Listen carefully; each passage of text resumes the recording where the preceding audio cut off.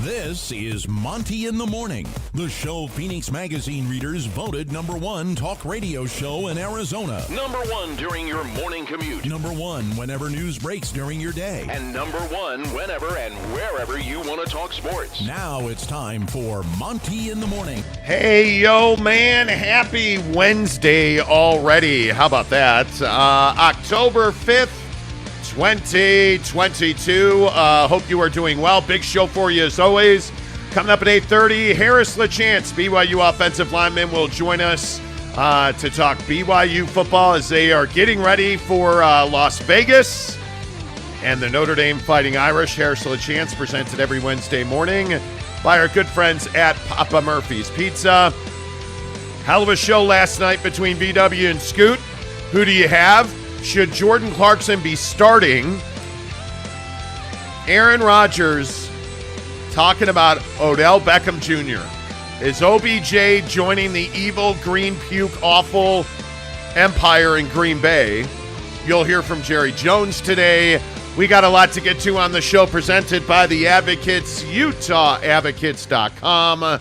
You know what I tell you every day? You don't deserve to be in an accident, but when you get in one, you need somebody that's going to fight for you. You need somebody who's on your side. And what you don't need to do is put out a bunch of cash. I don't know, like a huge retainer, a consultation fee. At the Advocates, you don't pay a penny until the Advocates win your case. Chat with them online right now for free at UtahAdvocates.com. Let's get right to work here on the Monty Show, because we got Scoot versus VW last night in what was a sensational basketball game, Jake. And I think one of the biggest questions here on the show, and you know we talk a lot of Jazz basketball on the very fine Monty Show program.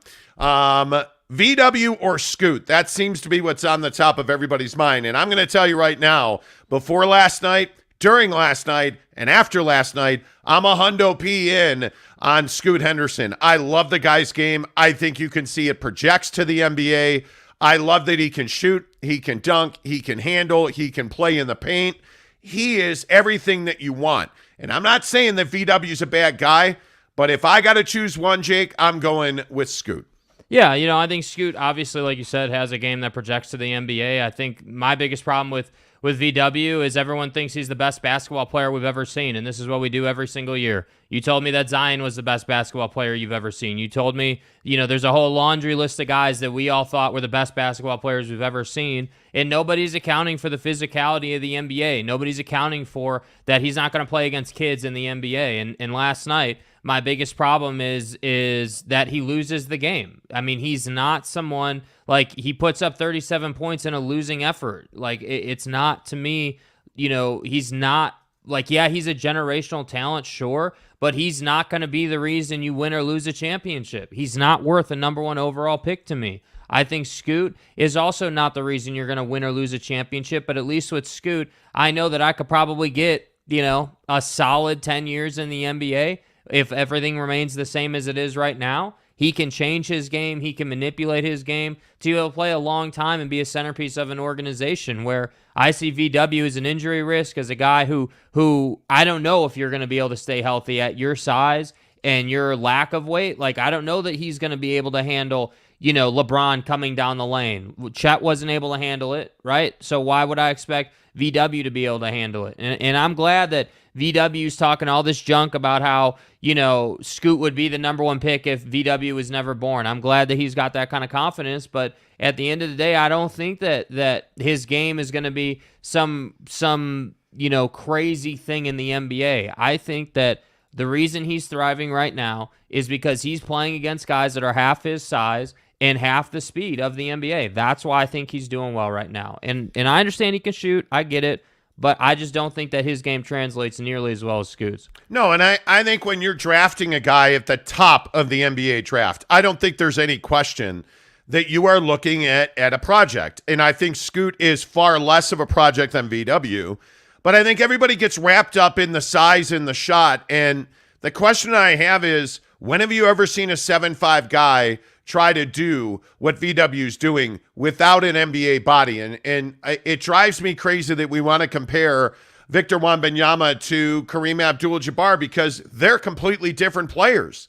I don't even see that there is a comparison at all. You look at Kareem, he's not a guy that shot threes. He's not a guy that played with touch. He's a guy that had a sky hook. And yes, he had phenomenal touch in the paint. But Victor Wembanyama is a guy that if he's not going to knock down threes, he becomes, 60 to 75% less of a player? Yeah. He's got to grow, develop, not only physically, not only mentally, his game has got to grow and develop. Whereas I look at Scoot and I see a guy who, if I put him in the NBA right now today, could dime, can rebound, can run, can distribute, and certainly can shoot the three. He's got a game that translates to the NBA today. I don't know. I think that's one of the biggest questions. What are you looking for at the top of the draft? Because I think your comparison to Chet's exactly right. You're not going to get anything out of Chet this year because he broke his foot. And it's because he's not used to running into LeBron James in the paint. And when you're Victor Wembanyama and you are 7'5" and you weigh 37 pounds, that's going to be a problem when you get to the NBA, in my opinion. Yeah, absolutely. And I think that guys like LeBron and really even point guards like Ja, like they know how to use their body to move you. Like this is the age-old Rudy Gobert discussion that we've had on this show 100 times. You have two camps, like people who say that Rudy's the best defender in the league and people who say he's not. And I'm one of those people that say a big is only as good as the guy playing against him, meaning that if the guy playing against the big knows how to use his body to move you, you're never blocking a single shot on that player. It's not happening. That's not how the NBA works. Like LeBron knows how to use his shoulder to move you out of the way in a legal fashion.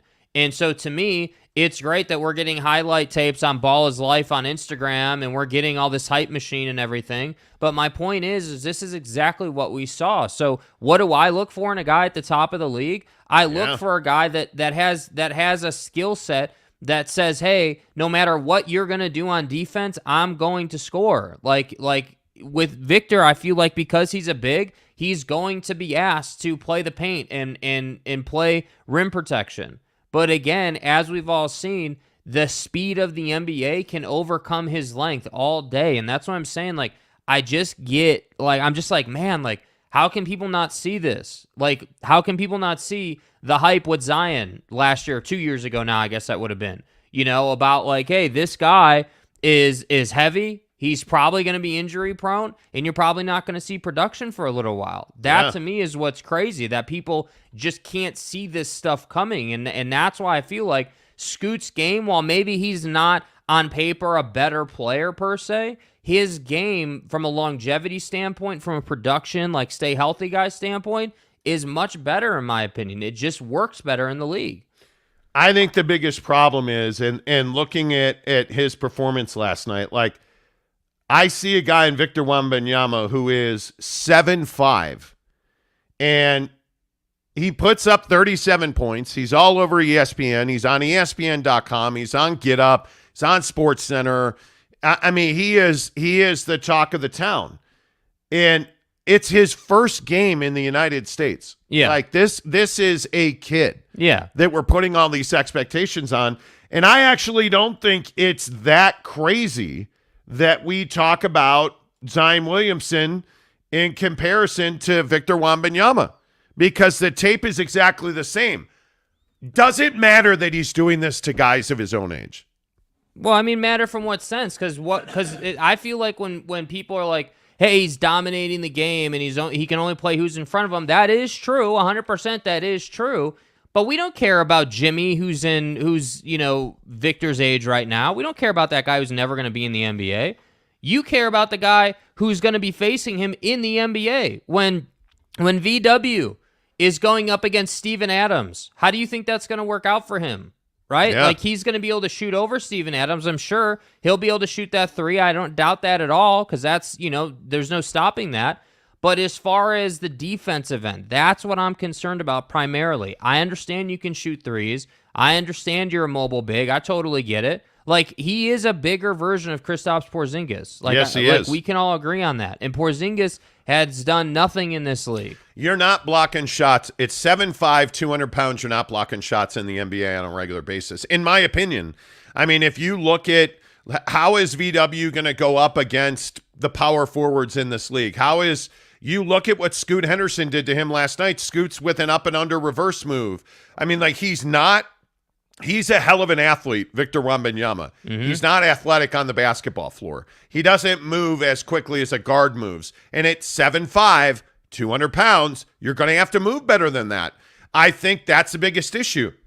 The guy I would compare him to defensively is going to be Rudy Gobert. They're both Frenchmen. They're both 7-footers. How does VW compare to Rudy Gobert defensively? He's not going to, unless he puts on a hell of a lot of muscle and somehow continues to grow. He's never going to have the frame that Rudy has, so he won't be the shot blocker. And I would also remind you that Rudy Gobert on a regular basis gets got in the paint in the NBA. So what does a 7'5", 200-pound Victor Wembanyama turn into in the first 3 years of his career? Because I don't really care about what he does as a rookie. I mean, you're not going to see a large-scale success at that frame, at that build, in that position as a rookie in the NBA. You're just not. I care about year 2, 3, and 4 because that's where all the growth has to come from VW. And I just don't see that he can compete defensively.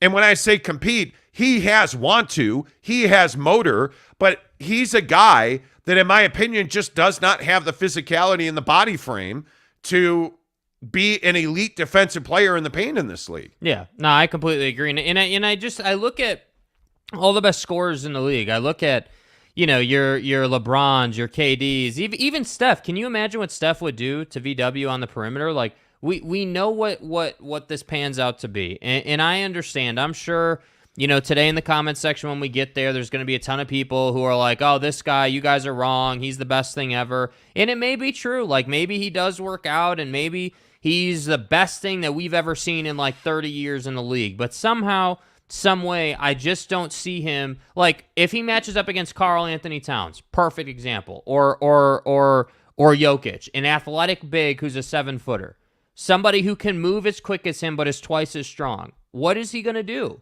Well, the answer is nothing. He's going to get moved, and that's what I'm saying. I wouldn't be trying to tank for VW. I wouldn't be trying to, play my entire season with the idea that I want a 5% chance in the lottery to get this guy. That's not what I would be trying to do, And so to me, like, it's just such an odd conversation to me because I think people think, well, the Jazz tore the whole organization down to go after this kid. And while on some level, yes, they did tear the organization down, I don't think it has anything to do with VW. I just think it has to do with the cap. Yeah, I think it has to do with cash. And I look at that Bojan Bogdanović trade is stuck in my craw, dude. Like, the Dwayne Casey, the coach of the Pistons last night, said that Bojan Bogdanović is a godsend. And that his impact on the Pistons has been felt organization-wide. And you gave him up for Kelly Olynyk. I can't. Like, it hurts my soul to say that out loud. Like, why did you? That trade will piss me off until he's dead or I'm dead. I don't know. I hate that trade, every part about it. All right, let's get your thoughts in here. VW versus Scoot. Mike Chase says, morning, boys. Love the show. Look forward to it every morning. Oh, thanks, Mike. Appreciate that. The Monty Show presented by the Advocates, UtahAdvocates.com. Good morning, fellas. Let's get it. Today, my Jazz fan says, Kurt Myers, what's up? ND coming off a bye week, and should be well rested for BYU. Yeah, they should. Don't forget Harris LaChance joins the show coming up at 8:30. We'll talk to him about that for sure. Cody Strickland, good morning. He says, watch the Jazz last night. Got to say, I have seen a major change in the speed of our game. I'm excited to see this new Jazz team grow up. New coaches, new office, new players, new championships. Not for a couple of years. I mean, I think the story coming out of last night is, and if you didn't see it, it was not particularly a compelling contest. Right. But the Jazz win a game last night in Portland. They beat the Blazers 118-101. Jordan Clarkson started and scored 19 points. Yep. Should Jordan Clarkson be starting? Yeah, I mean, it's an interesting conversation. I think that, if you're looking to move him at the deadline, you start him. But if you're looking to develop and the stated goal is to develop talent, then no, he shouldn't be. He should be a sixth man because that's the role he's etched in the league. I mean, again, I think The one thing that can't happen this season is Will Hardy and that coaching staff can't get away from the concept of you're not trying to win every single game you play. You're trying to win the long game, which is develop your talent and move guys along. That's what you're trying to do this year. So guys like Collin Sexton should be starting, not Jordan Clarkson. You should be giving major minutes to the younger guys and letting the veterans fill the gaps. Yeah, and by the way, it's becoming awkward with Jordan Clarkson now. I don't understand this whole thing with Ryan Smith refusing to trade Jordan Clarkson to the Lakers, which it depends on who you ask. My sources at the Jazz gave me an interesting answer in that that's not necessarily how it went. I don't know what that means, and I did not get an answer when I asked that.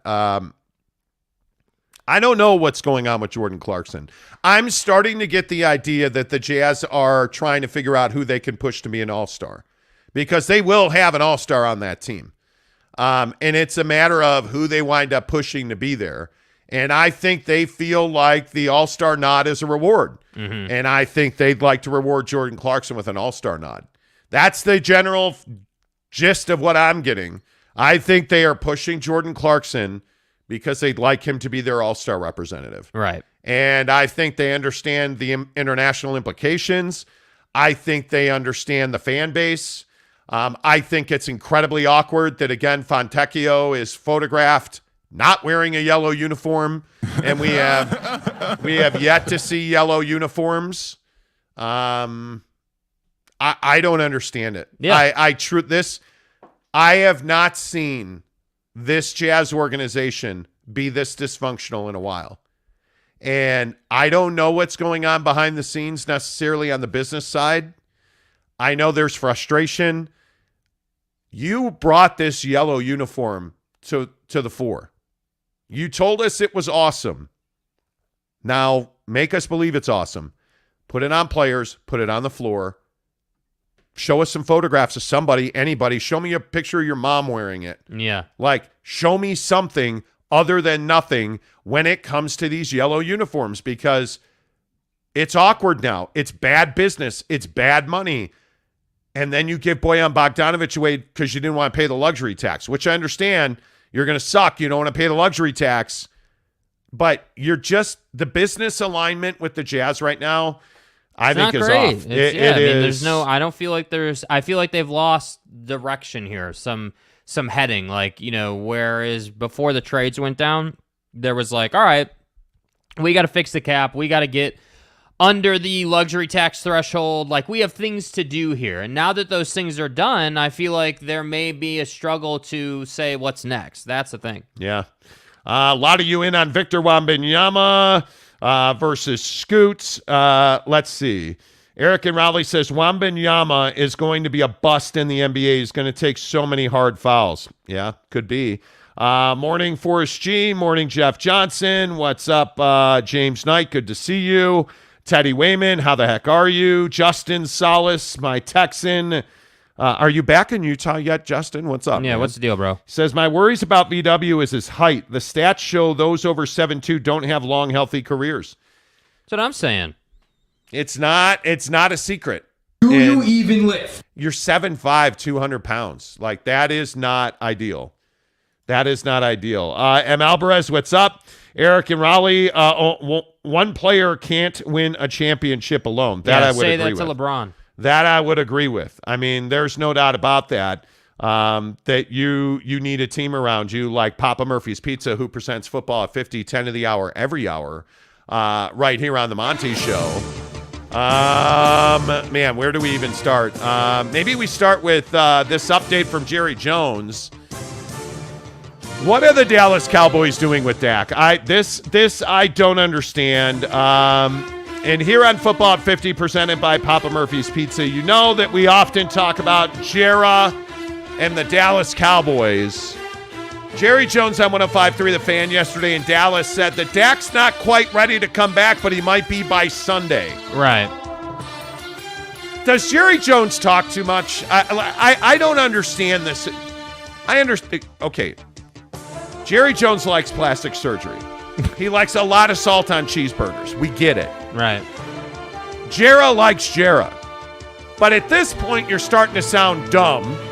And I don't understand why you would rush Dak Prescott back. Cooper Rush is playing incredible football. Yeah. Why are the Cowboys in such a hurry? Yeah, well, I don't know why they're in such a hurry. And with all due respect to Dak, like, you're in a hurry to bring a guy back who just hasn't been able to get you to that next, like, threshold of winning. Like, you haven't been able to get to a conference final or whatever, like, you haven't been able to get to that next level. And I don't, like, why wouldn't you just ride the high horse here for a while and let Dak do whatever he needs to do to get healthy? And my thing, I think with Jerry, his thing is like, hey, hello, Jera, thank you. With a rich and famous guy who owns a football team. The guy just wants to talk and wants to feel important and wants to be Jerry Jones. And, like, that's his whole motif. And so whether it was Hard Knocks salting his terrible breakfast sandwich or, talking about, circumcising mosquitoes, like, the guy just talks for days. Yeah, dude, the guy just talks for days. So I'm going to circumcise a mosquito right after I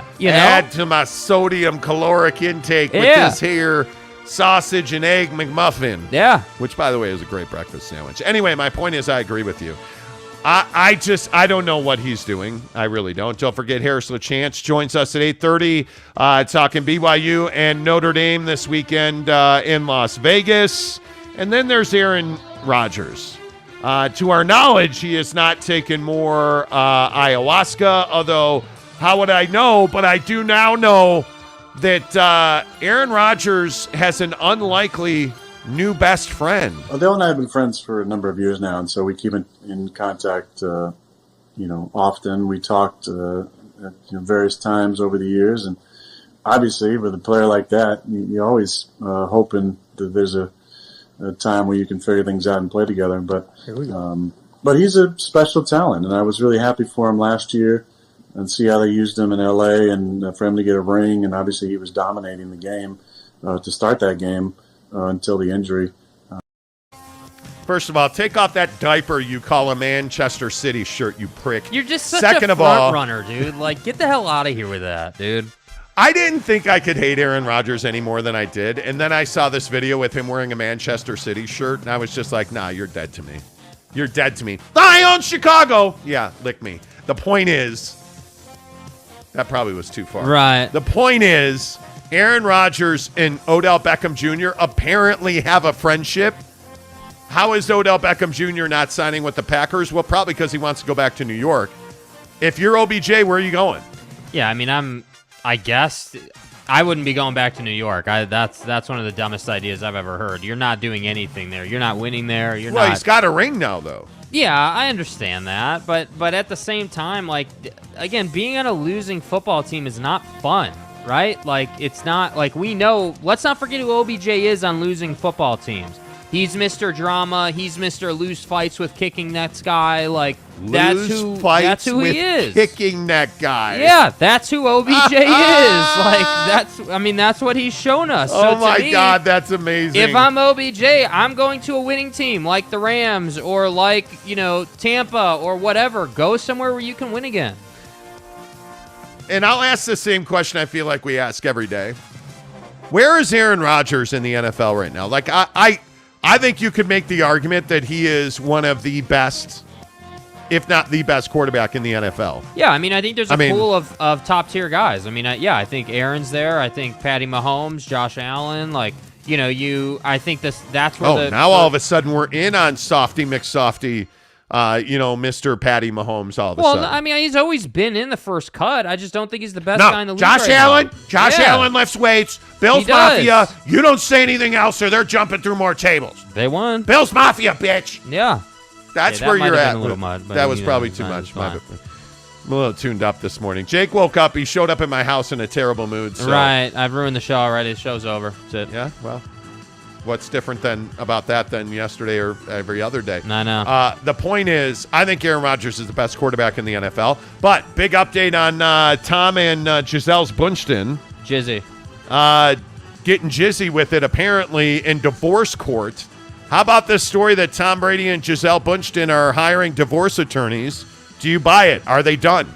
Yeah, I mean, I kind of buy it just because we've been hearing the rumblings and we've been seeing the smoke, and I think Giselle is frustrated. I think she's just tired of the grind of football, I guess. I don't know. Like, I think that, we don't have all the facts. We don't know exactly what happened, blah, blah, blah. We get it. But at the same time, if it is indeed true that she's frustrated he's still playing, I have an issue with that, man. Like, nobody shoots down, the idea that you would like to model for a long time. I think it's okay for Tom to play as long as Tom wants to play.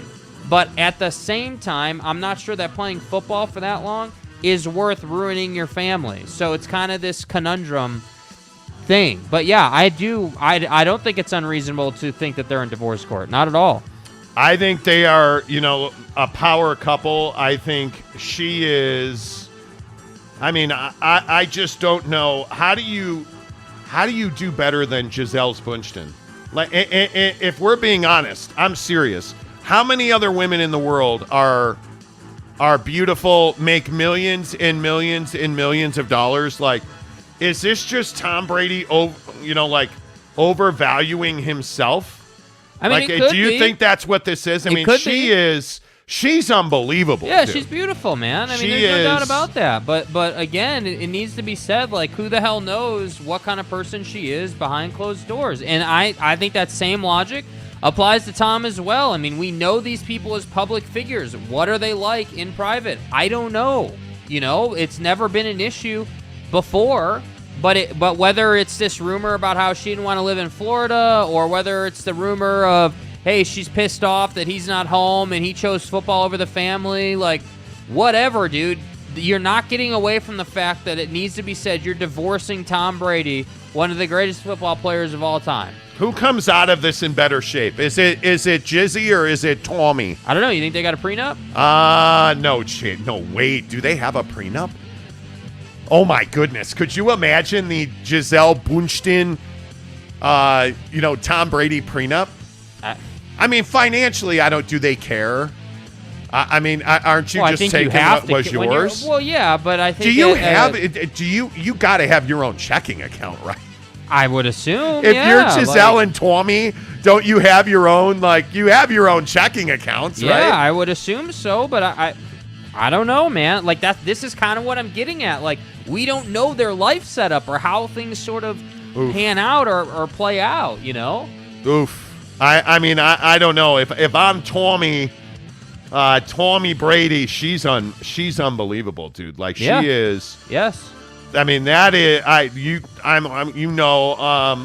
I struggle with this concept that this is just about football. I can't believe that you're getting divorced if it's just about football. There's no way. Like, there's a lot of people who say that this is about them moving to Florida and that she never wanted to move to Florida, and that she's upset because Tommy went back and Tommy was playing football and she wanted Tommy to stop playing football. It's Giselle Bundchen. Yeah. Guy, did you not hit the chick lottery with Giselle Bundchen?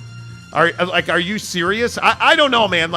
I don't buy this whole, hey, she wants a divorce because she doesn't want to live in Florida. I don't buy that, Florida. Dude. Because here's the problem with that. They can live anywhere. They have enough money where he could have a house in, let's just call it L.A., because I don't know where she'd want to live. But let's just say it's L.A. Rand says, none your business. Why you talk about this? Absolutely, it's our business. Yeah, 100%. It's Tommy. It's Jizzy. They're our friends. We can talk about it. Boyd Lake says, this breakup is not about Tom deciding to play another year. I don't believe you. I don't believe it either. I don't believe it at all. Let's see. That last photo makes Giselle Bundchen look like Sarah Jessica Parker. She does not look like in this picture. You think she looks like a horse? No, up one. This one? That one, yeah. What part of her looks like a horse? No. Are you kidding me? He said Sarah Jessica. Stop.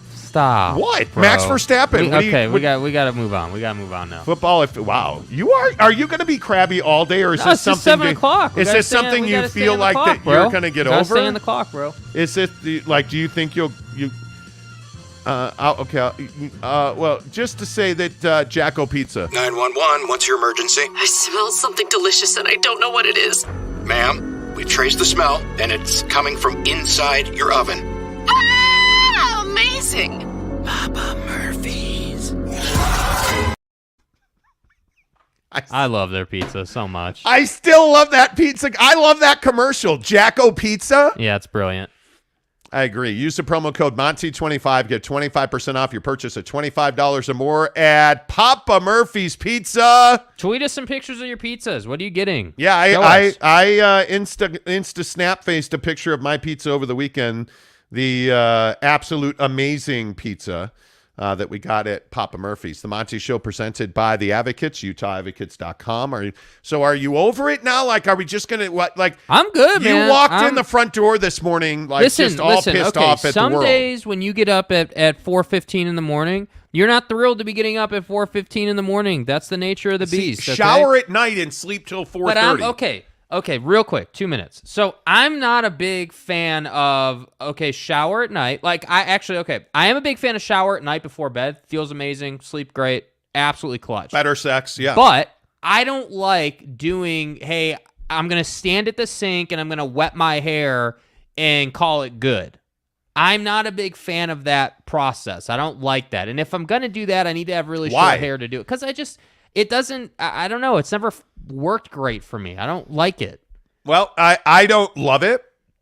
I would agree with that, but there's a process. Like for you, it's a little easier because you're just straight back. Like mine, parts, and I have this weird thing where my hair it's called a colic. Or it just stands up, and it's a pain in the ass. And I need the full shower experience to get my hair right. But see, the thing that you don't understand is you can't just put the crap in your hair and then comb it. There is a period where you get out of the shower. You towel dry your hair. Yeah, so it's moist, let it wet. stand there. Brush your teeth. Mm-hmm. Then put the hair paste in. Then take your vitamins. My process is get in the shower, get out of the shower, dry my hair, right? But then, again, when you dry it, it's not like dry. Yeah, just towel dry your hair. Yeah. I brush my teeth. I put the Boogie's hair paste in from Dollar Shave Club. By the way, it's amazing. Absolutely good stuff. Amazing. Yeah. Then I take my vitamins, and by then the paste has had a chance to work on the hair, and then I comb it and do my fluff it and scruff it till it's wet thing, and then I go through it and it looks amazing. But I do that every day. Like I'm very rhythmic about life. Just kind of scruff it and play with it when it's wet. That's what you have to do. But you show up today in a crabby ass mood, and it's not my fault that your attitude sucks. Whatever, man. And I understand that this show is presented by the Advocates, UtahAdvocates.com. Hey guys. The best in the business. Anytime you're in a wreck, please, my friends, do not trust your insurance company. Insurance companies are not your friend. They're not on your side. They're in the business of making money. And that means they pay you far less money than you deserve. It wasn't your fault you got in that accident, but you do deserve somebody to fight for you, to make you whole, to help you get your life back. That's why you go to the Advocates. UtahAdvocates.com. You do not pay a penny until the Advocates win your case. Chat with them online for free right now at UtahAdvocates.com. Talking about this thing with Victor Wembanyama last night. Can I just get this comment from Alex about shaving your head? Alex. Do you see is it right? Alex Chacon. Shave your head. It makes the morning routine easier.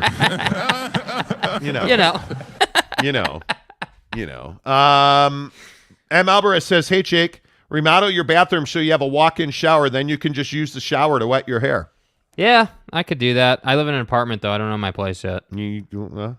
I'm broke. MY Jazz fan says, working in Boston this week, ordered a Hawaiian pizza for dinner. They delivered a pineapple spicy capicola barbecue bacon on a pizza. It was fire. Capicola. You gotta get that. You gotta take a picture of that. That's funny, dude. Capicola. Capicola is amazing. Let's see. Boyd Lake says, and no one is going to make Tom Brady submit, not even Giselle. You will submit. Wow. Okay. Can someone please tell me what's going on this show? No, we can't. No, unfortunately not. Because we don't classified information. We don't know. Tom only submits to slightly deflated footballs. Wow. Wow. 90s Nick says sports or haircuts. Here we go. You've been on the show 2 minutes. Chill we just out. spent 40 minutes talking about Victor and basketball. We do 3 hours on this show. We're spending 5 minutes talking about haircuts. San Diego State Aztec says, play the Chewbacca drop and move on from Tommy Gun. LOL. Play the Chewbacca drop. Boyd Lake says, Giselle is beautiful, but is notorious for throwing tantrums and hissy fits and running off to cool down. That pattern was going to end badly for her marriage. Do you guys care about Tom and Jizzy? Like Giselle's Bunchton, do you guys care? I actually think it's fascinating when the thing I've always struggled with in life is understanding who you are and where you are. Right. You're Giselle Bunchton and Tom Brady. You've got the world in the palm of your hands. This was you. You've earned the life that you have. You have all the money you could ever want. You're hot as freaking amazing. How about that? Like you're both smoking sexified monsters. But no one's going to disrespect me. You've got beautiful kids. You can't figure this out? I'm not afraid to die. You can't figure this out? When I die, I'm going to paradise. Like paradise is Giselle's Bunchton, and you can't figure it out, Tommy? It's ridiculous. And Giselle, you've got one of the hottest, most desirable men on the planet who's a great football player and by all accounts a tremendous father, husband, by all accounts an unbelievable businessman, and you can't figure it out? It's really despicable. This fascinates me. Yeah. You can't figure it out. Well, and it's a classic. Like, we've seen this so many times before, too. Like, you know, it's buddy at Microsoft, Bill Gates cheating with an intern, or, you know, like, bro, Jeff. Jeff Johnson. Okay, your name is no longer Jeff. It's Geoff, first of all, with this comment. Your name is now Geoff, okay? Because this comment, I can't do it with this comment. She's not that hot. She's got a long face. Tom can pull a Leo and go younger. How about that? Oh, my God. You just said that. Are you serious? She's not that hot. Like, that's a pixelated picture. Forgive me. Come on. Are you kidding me? Come on. She's hot, dude. Are you kidding me? Yes, please. She's yes, at least an 8 on anyone's scale. Like, these pictures are terrible, by the way. That picture doesn't do her justice. No. I'm not a big fan of that Jizzy look. That's not good. I see dead people. Yeah, that's not. Yeah, no, I'm good. I need to find a better picture of her that is, but she is. Just search. Can you just search like Giselle Runway or something? Something that's like, you know, does her justice. But see, I don't want her on a runway. I want to see her like average mom. That's what like. This is like this There picture you go. right That's here. a good one. Let me see if I can. The point of this whole conversation is just, and we'll get back to VW here shortly, but the point of this whole thing is that it's just incredible to me and us that a couple like this who has succeeded at such a high level in life, you know, in their gifted and chosen professions, like it's just crazy that even with all that money, all the life you're able to live and everything you've built, that you are not able to work it out. And again, it should be said, the divorce lawyer thing is still allegedly, it's still technically a rumor, you know? Yes. So maybe it's not true. Maybe it's just completely garbage and fabricated, whatever. But if it's true that they're in divorce court, that's just really sad, man. Like, I just can't believe that they couldn't work this out on some level. I think it's just that whole thing where you don't understand, you know, like see that right there to me, that's natural beauty. Like, she's beautiful. Like, if you look at that, she's got beautiful hair. Unhappy, though. She's toned. Like, they're just walking down the street with their kids. Yeah. Like, she's just a naturally beautiful woman. Tom is that dude, though, dude. Oh, my God. With the sunglasses and the backwards hat and, like, you know, he just gets it. Like, but I'm just telling you, this photo right here, based on Jeff Johnson. But this is the other side of it. So there's been a lot of pictures. Like, there was you know, whether it's Antonio Brown or a couple of these pictures we're about to load in, like she has had her fair share of dates with big time celebrity, ultra successful alpha male guys, you know? And I don't know, maybe it was just time to move it along. I really don't know, but I just, to me, it's a crying shame if a couple on this level can't figure it out. Okay, so are you ready for this photo? Yeah, do it. Oh, my God. Like, she looks amazing right there. And obviously Leo. Dude. Young Leo, too. He is... Yeah. Anyway, all right. My God. Yeah. Okay. I don't know. I care about it. I do. I care about it. Yeah. I think it matters. Josh Levern says, do high level achieving high profile people make great partners with one another? Could be. Not necessarily. I mean, that's tough. But I think that I do believe in the fact that if you achieve at such a high level, like you're clearly really intelligent, and if you're that intelligent, I would think that you would be able to work things out. But I don't know. Maybe I'm wrong on that. Jesus Christ Destroys Marxism says, so apparently she's now a wide receiver. Wow. Hey, you start talking shit. Wow. Rand says, at least Brady won't be in the Super Bowl. That could be an upside. Okay. So that's how it's and now, see, San Diego State Aztec makes it like real life. Let's be normal and practical and commonsensical.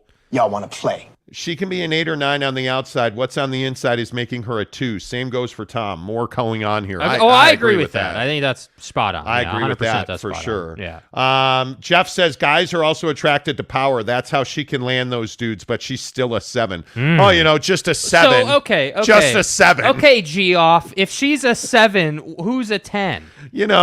Just a 7. I mean, who's your 10 out of 10 then? Are you a Margot Robbie fan? Are you? I mean, what is your Margot Robbie? What's your go-to? Cole Robbie?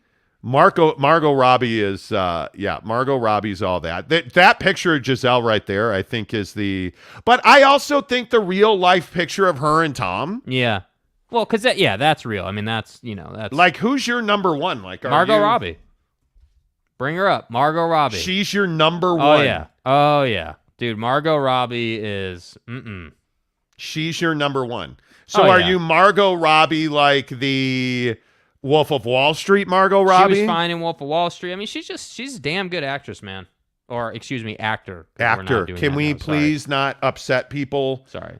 With your nonsense. So Margot Robbie's your number 1. Yeah. Yeah, dude. I think that's a strong number 1, dude. I hate when you try to download a picture and they're like, nah, bro. It's a web thing. Margot Robbie's okay. I don't know who my number 1 is currently. Yeah. I don't know that I have a number 1 necessarily. Mm-hmm. Man, who would I say is number 1? Boy, I can't even think of. I don't know. I'd have to think about that. Yeah. It's the buxom Latina actor. And I can never the older lady. Oh, I know who you're talking about. Oh, there's your girl Margot. You're talking about, yeah. There's your girl Margot. Yeah, dude. She's fine. You're a big fan of Margot. Yeah. Okay. All right. That's fine. Think about who your number 1 would be. We'll come back to this. We'll come back to that. In 40, 50 minutes. Think about who your number 1s are. Monty in the Morning, presented by the Advocates, UtahAdvocates.com. I think that without doubt, this Tom Brady story is going to lead headlines. I mean, it always has, it always will. But I think the biggest story in sports this morning certainly is this Victor Wembanyama Scoot Henderson battle last night in Las Vegas, all while the Utah Jazz were playing game 2 of the preseason, beating Portland 118-101. Jordan Clarkson in the starting lineup drops 19 points. Clearly the best player on the floor last night. I think we saw a bunch of young guys get after it. Nobody really stood out to me anyway. But I think this VW Scoot game last night was pretty flippin' phenomenal. I'm taking Scoot Henderson. I am not going to come off of that. I think that, one, you're 7'5", 200 pounds, Victor Wembanyama. I think you are an injury waiting to happen, and I think, frankly, your physical frame, in my opinion, is not built for the NBA, and that he's going to have to be 230, 240, and it's got to all be muscle. And he's probably going to have a transformation on the line of a Giannis Antetokounmpo. Yeah. To get to where he needs to be, in my opinion, to be competitive. Yeah, absolutely. And I think that, the thing is, again, not to hate on French players, but every French player in the league that I know is soft. Like, I look at, Evan Fournier, great example. Evan Fournier is a productive guard in the league, but he's not a number 1. He's a role player in a starting 5.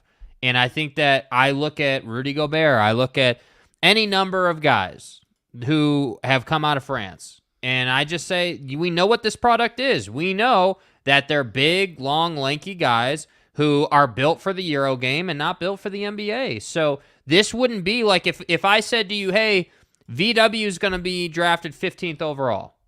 I wouldn't have a problem taking him at 15. Not a problem at all. because I think at 15, it's elite value. But at number 1, it's not elite value because of the injury risk. And I know, like, Giannis made the transformation look easy. He made, building his frame out. And I don't even know how much Giannis weighs now, but he's got to be in that 240 neighborhood somewhere at least. Like, getting to that level of muscle and build on a 7'5" frame, good luck with that, man. That is difficult to do. Yeah, I think Scoot Henderson brings everything you want. Yeah. And I look at Scoot, and I look at the profile, and I look at everything that he brings to the yard, dude, and I love his game. I love that he has that step back. I love that he can shoot 3. I love he has a pull-up game, mid-range, which I think is now vital for any guard in this league. I love he plays fast. I like that he dimes. I just like the way the guy plays. Yeah. And I think he is your prototypical NBA young. He projects to be a superstar. He's everything you want. And even though they just traded Donnie, I've got to believe that the Jazz are out looking for that next franchise-level star. And I think you're going to have a much more difficult time finding a better prospect than Scoot Henderson to be that guy. I think he is a franchise guy, and his attitude, his demeanor, the way he carries himself, the intensity and the fire he plays with. Like Victor Wembanyama, was asked about him and Scoot, and he said, I think if I was never born, Scoot would be justifiably the number 1 player in the draft. And it's like, okay, well, now you're just a dick about it. Yeah. Like, I just don't like that. I'm a big believer in being humble. I'm a big believer in having humility. And VW doesn't have that because he's never had to play up. Yes. He's not playing against guys that are bigger and stronger and better. He's not doing what LaMelo Ball did and going to Lithuania and playing against men. He's playing against boys. He's playing against guys he should dominate. He's playing against like talent. You never find out until who a guy is until he plays against bigger, badder men. Yes. And we haven't seen that guys in VW who yet. Are capable of actually beating him. We haven't seen it. And I love that everybody got all fired up about that block he had on Scoot. It was a foul.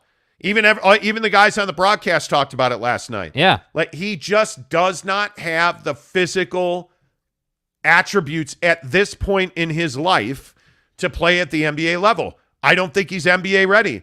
I think Scoot Henderson is NBA ready right now. And when I say that, I don't mean he's going to, be the best guard in the league, but he's a guy that could go out there and contribute right now. Yeah. Because he can shoot the 3 and he's got a phenomenal eye for passing. Mm-hmm. And to me, that is worth as much as any attribute that any guard in the league has right now. Do you think he's ever better than, let's say, a Darius Garland? I do. At Darius Garland's stage right now. I do. I think that Scoot Henderson, because of his ability to play different positions and play at different sizes, I think Scoot Henderson can be a top 5 guard in the NBA. I think when you look at it, you look at the Donovan Mitchells, he can absolutely be Don and better. There's no doubt in my mind he can be a better player than Donovan Mitchell is. Mm-hmm. I have no doubt about it. He's got to mature. He's got to stay healthy, all the things that you got to do. Right, of course. But he clearly, the other thing about Scoot that I think is so impressive, he's doing this in the G League, and he's doing this in an atmosphere where, and he's openly talked about this, where he knew he was sacrificing, yet he put himself with the G League Ignite because he wanted a place where he could grow, develop, and make mistakes. Mm-hmm. And he said last night, the G League Ignite is the perfect situation for me and my family. He understands it. He gets it. He knows the game. He knows the process. So he didn't go to college because in college, you don't necessarily get tested. Yeah. In college, you don't go up against guys that are bigger and badder than you. There's a ceiling on it. In the Ignite, it's guys pushing and fighting for a paycheck. You can't replicate that. And Scoot Henderson embracing that and understanding that's what he's there to do, to me, that says everything you need to know. It's my argument with Dante Exum, and I know everybody at the time told me I was an a-hole for it. Casual. I'm telling you right now, Dante Exum's failings were that he never had to compete. Dante Exum was handed everything he was given right up into the NBA draft. And then when he showed up in Salt Lake City to compete for a roster spot, he wasn't capable mentally or physically. That's who Victor Wembanyama reminds me of. A guy who's never been tested, who's never had to fight for his position because he's 7'5", 200 pounds. He's going to be our starting guy. He's going to be our best. He's French. Great. Parlez-vous français, MFer. Now you got to do it in the NBA. And I don't know that he's scalable to do that. I think he is a minimum 3 years away from being an NBA star. If that. To be a contributor, he's 2 years away. Yeah. I think the Kristaps Porzingis comparison I like a lot. Although I will say I think Victor's got a lot more in his bag than Kristaps had coming to the league. Just from a handle perspective, he can shoot it. Like, he has the thing that people get excited about with VW, and I understand this completely. They get excited about the fact that he has the finesse side of his game on lock already. He can shoot the three. He's got a baseline fadeaway. He's got a mid. Like, he's got the scoring attributes. My problem is that typically I would say, okay, if a guy has shown me that already, then yeah, he's going to project to be an NBA star. Here's what I don't like. I don't like that he's doing that against people who are half his size. That's my problem. I want to know what it looks like when he's got a 275-pound 7-footer in front of him who can body him and who can put him on the floor if he wants to. That's what my problem is. Last night is another example. He's shooting over guys that never have a chance to block it. And I get it. Like, that's part of his game, but I don't know, man. I'm not willing to take risks in the draft. And everyone's going to say, well, like all the analysts will be like, oh, well, he's about as risk-free as you can get. And I disagree. Whether it's an injury thing, whether it's what you were talking about where he's never been tested, he's always been the best guy on his team, and he thinks that he's the Jesus Christ of basketball or whatever the French Jesus Christ is, like French Jesus like when you Christ. think that you're the best to ever do it and you've never done it against anybody who's better than you, that to me is an issue. You're coming to the best league in the world and you think that you're going to be like the best right out of the gate, and that's not going to happen. Whether I look at guys like Kat, I look at Jokic, I look at Joel Embiid. Joel Embiid will dominate him. There will be no stopping those guys for VW. So that's my problem, and that's why I go with Scoot. Yeah, I think in my mind, you look at this graphic that's up there now. I think everybody's overlooking Nick Smith. There's no doubt about that. I don't think there's any chance in the world, and I could be wrong about this, I don't think there's any chance in the world that VW doesn't go number one. Unless he gets hurt or something changes or Victor Wembanyama is going to be the number one pick, I think Scoot goes 2, and I think Nick Smith goes 3. And I that's probably how I would do it. But like, even Nick Smith is a great example. A guy playing in the SEC, like he's playing, at least he's playing big-time college basketball. At least he's playing against guys that are NBA talents. Can we honestly say that VW has played against, most of the guys he's played against are NBA talents? Like guys who could be in the league? Because I can't confidently say that. We know for a fact that overseas basketball is not as close to what the NBA provides. And I don't care what Giannis has to say about that. The NBA is the best league in the world, bar none. Best talent, most skilled guys, most physical league for sure. Like, there's no doubt about that. So to me, I just don't know how like scouts and GMs and front offices overlook the fact that he's never played against anyone who's as good as him. That to me is crazy. Well, because I just don't think they care. I mean, I don't think, and this could just be me. I don't think people look at that. I don't think people care. I think everybody believes that they can turn guys into superstars. And I'm telling you now that I just don't see. I don't know why wouldn't. What is it about?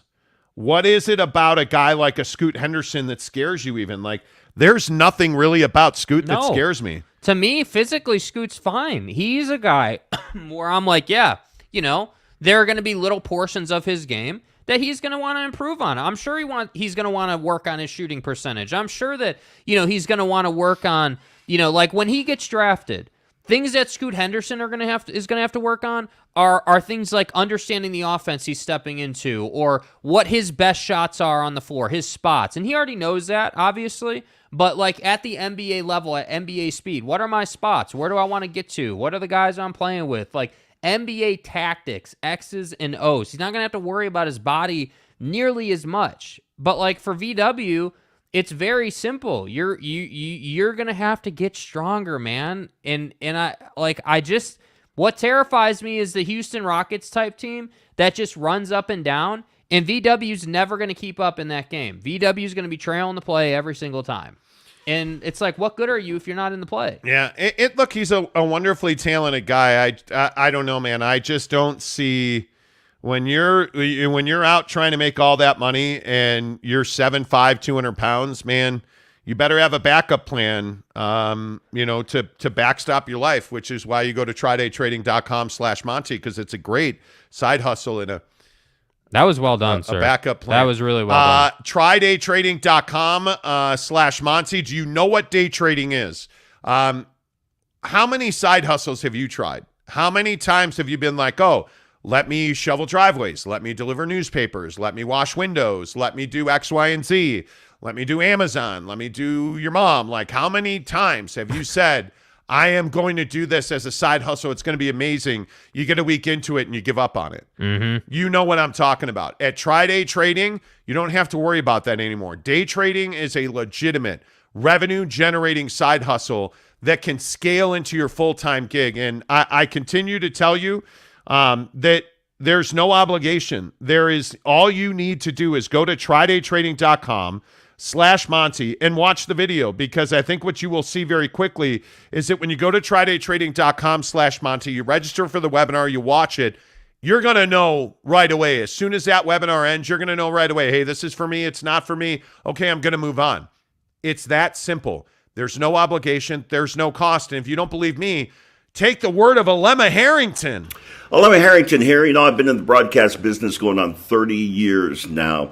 And after that amount of time, you start to be able to pick some winners. I want to share a winner that I'm aware of with you, and that is my guys at Day Trading. They're going to teach you how to trade, and then they're going to let you trade using their money and then split the profits with you. That's a pretty winning deal. If you want to register for a free webinar, all you have to do is go to TryDayTrading.com/Monty. So for more information, it's TryDayTrading.com/Monty. We'll see you there.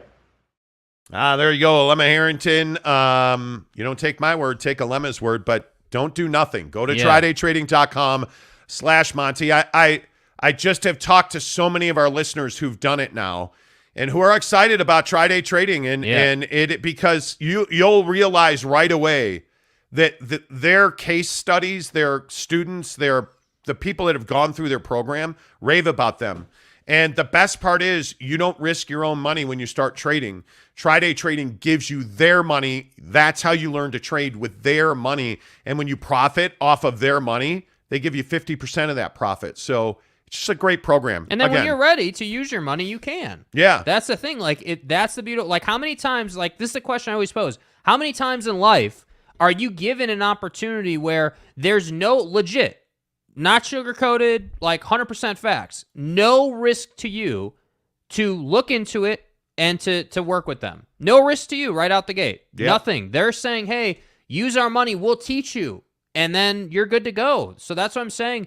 If you go and you watch the webinar, TryDayTrading.com/Monty, you look at the webinar, you see the people in there talking about how they're average Joes, just like you and me. They're just like us, having success. Yep. TryDayTrading.com/Monty. Make sure you tell me you heard about it right here on the Monty Show. Harris LaChance, 1 hour from right now, to talk BYU and Notre Dame. But let's get a couple of your comments in here. Josh Lovern says, Luka, Kobe, and Giannis all have said European pro hoops is more physical than the NBA. It's not a matter of European pro hoops. That's not what we're talking about. What we're talking about is a teenager who's not playing in the Euro leagues. He's not playing in Spain or France or Germany. He's playing at lower levels. He is a young guy. And I think when you look at Victor Wembanyama, the biggest question is, can he physically compete with men at the NBA level? It doesn't matter if Europe is more physical. He's not going to play in Europe. He's going to play in the NBA. And when you look at the way the NBA game is officiated, you're going to get banged. You're going to play in the paint. And he's a guy that when they take his space away, he, much like Chet Holmgren, he's going to have a handle, and he's going to have to show that he can do that. That's a really important part of it. Michael Burton gives us a $5 tip. NBA has the best talent, yet 36ers beat the Suns. don't discount international players. You really think the you really think the 36ers are better than the Suns? Guy. Come on. You think that's the case? In a preseason game. Come on now. VW is 18 and will fill out with good conditioning staff. I think everybody, you're either misunderstanding what I'm saying or I'm not saying it well. Victor Wembanyama has testosterone in his body, so he's going to build bone and muscle. I get it. He's going to fill out. Find me the guy in the history of the NBA at his size who's done well. Find me the guy, and look at the biggest of the bigs. Look at the Yao Mings, for instance. Injured. Ruined his career. Injuries wrecked his career. Look at Chet Holmgren. Injured. Derailed his rookie season. How'd he get injured? Ran into LeBron James in a pro-am. In a pro-am. Not even an NBA game. What you don't understand is the speed and the beating that you take in the NBA is not for every body type. You look at his build, you look at his legs, you look at how long his legs are, you look at the one of the things that a lot of people do now is they measure your body in science and angles. The geometry of his body is scary to me because there's so much torque on his knees, his back, and his ankles.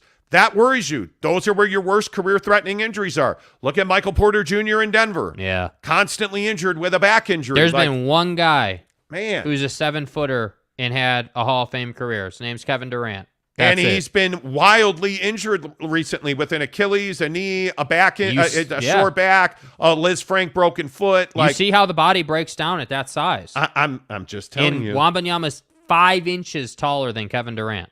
We'll see. We will see.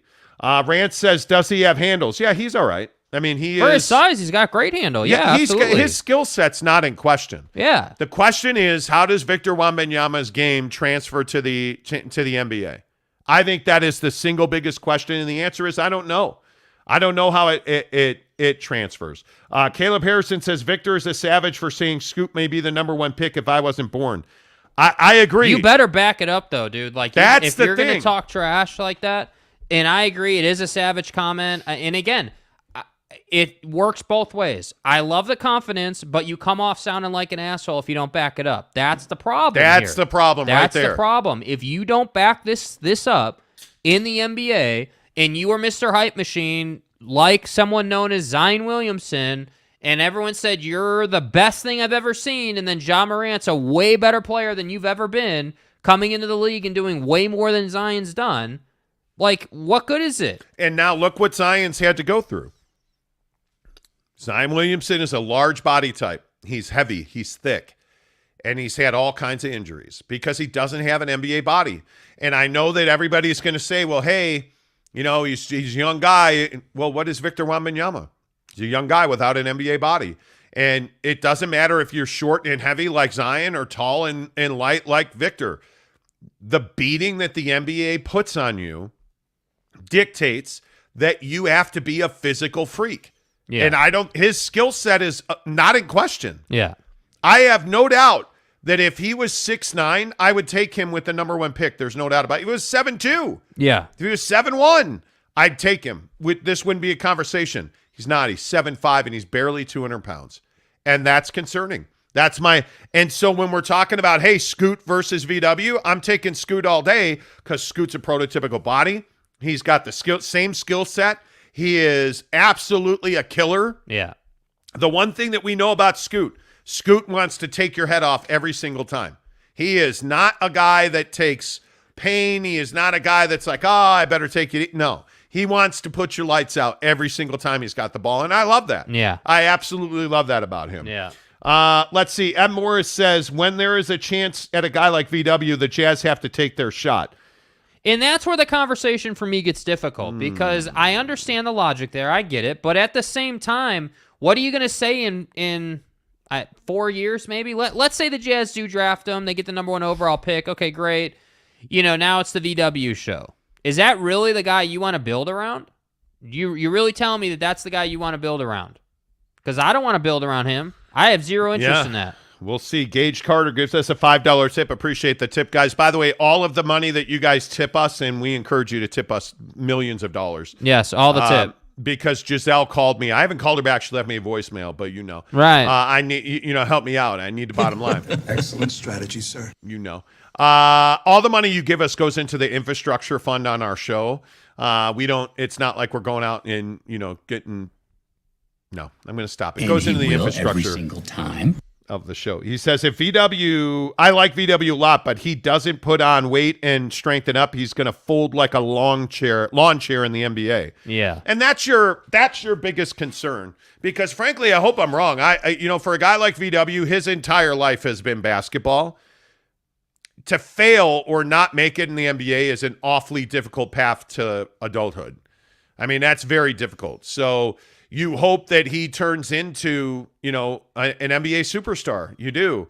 And by the way, for what it's worth, the Jazz have no shot at either one of these two, I don't think. I mean, the percentages unless they trade up. They'd have to trade up. The percentages are so far against them. Even if they win 15 games. Yeah. The percentages are so far against them. Appreciate the tip, Gage Carter, very much. Thank you. The biggest stories in sports this morning at 7:35, presented by Quick Quack Car Wash. All I can say is go to Quick Quack. Not only is it quick and efficient, the people there are really friendly. It's why I originally went to a Quick Quack Car Wash. But that's where I go I take my lifted Jeep in there. I take my Audi SQ5 in there.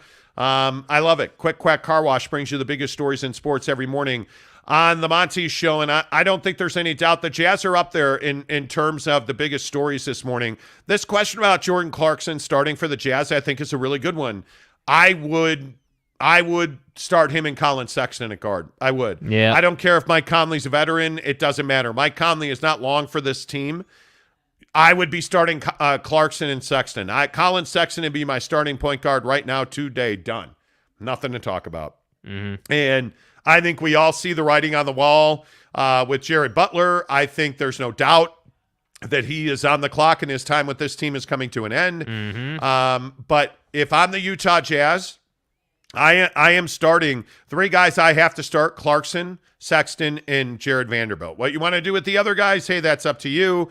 I don't think there's any question at this point. The teacher's pet, Kelly Olynyk, is going to be the starting center. All gas, no break. The teacher's pet. He is. That trade, Kelly Olynyk's dead to me for the simple reason that you gave away Bojan Bogdanovic to get him. I mean, I will hate that trade until the day I die.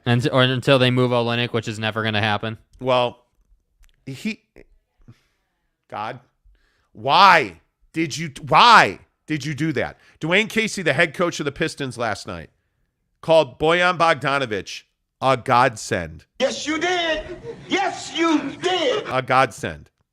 Exactly what we needed. And they stole him from the Jazz. But anyway, here nor there. Kelly Olynyk will be your starting center. Yeah. I don't think there's any doubt about that. And as we talk Utah Jazz basketball on the Monty Show, I don't have a problem with that. I mean, I think that your front court's probably going to be Olynyk, Vanderbilt, and Lauri Markkanen. I would guess. I would like to see Sexton and Clarkson start.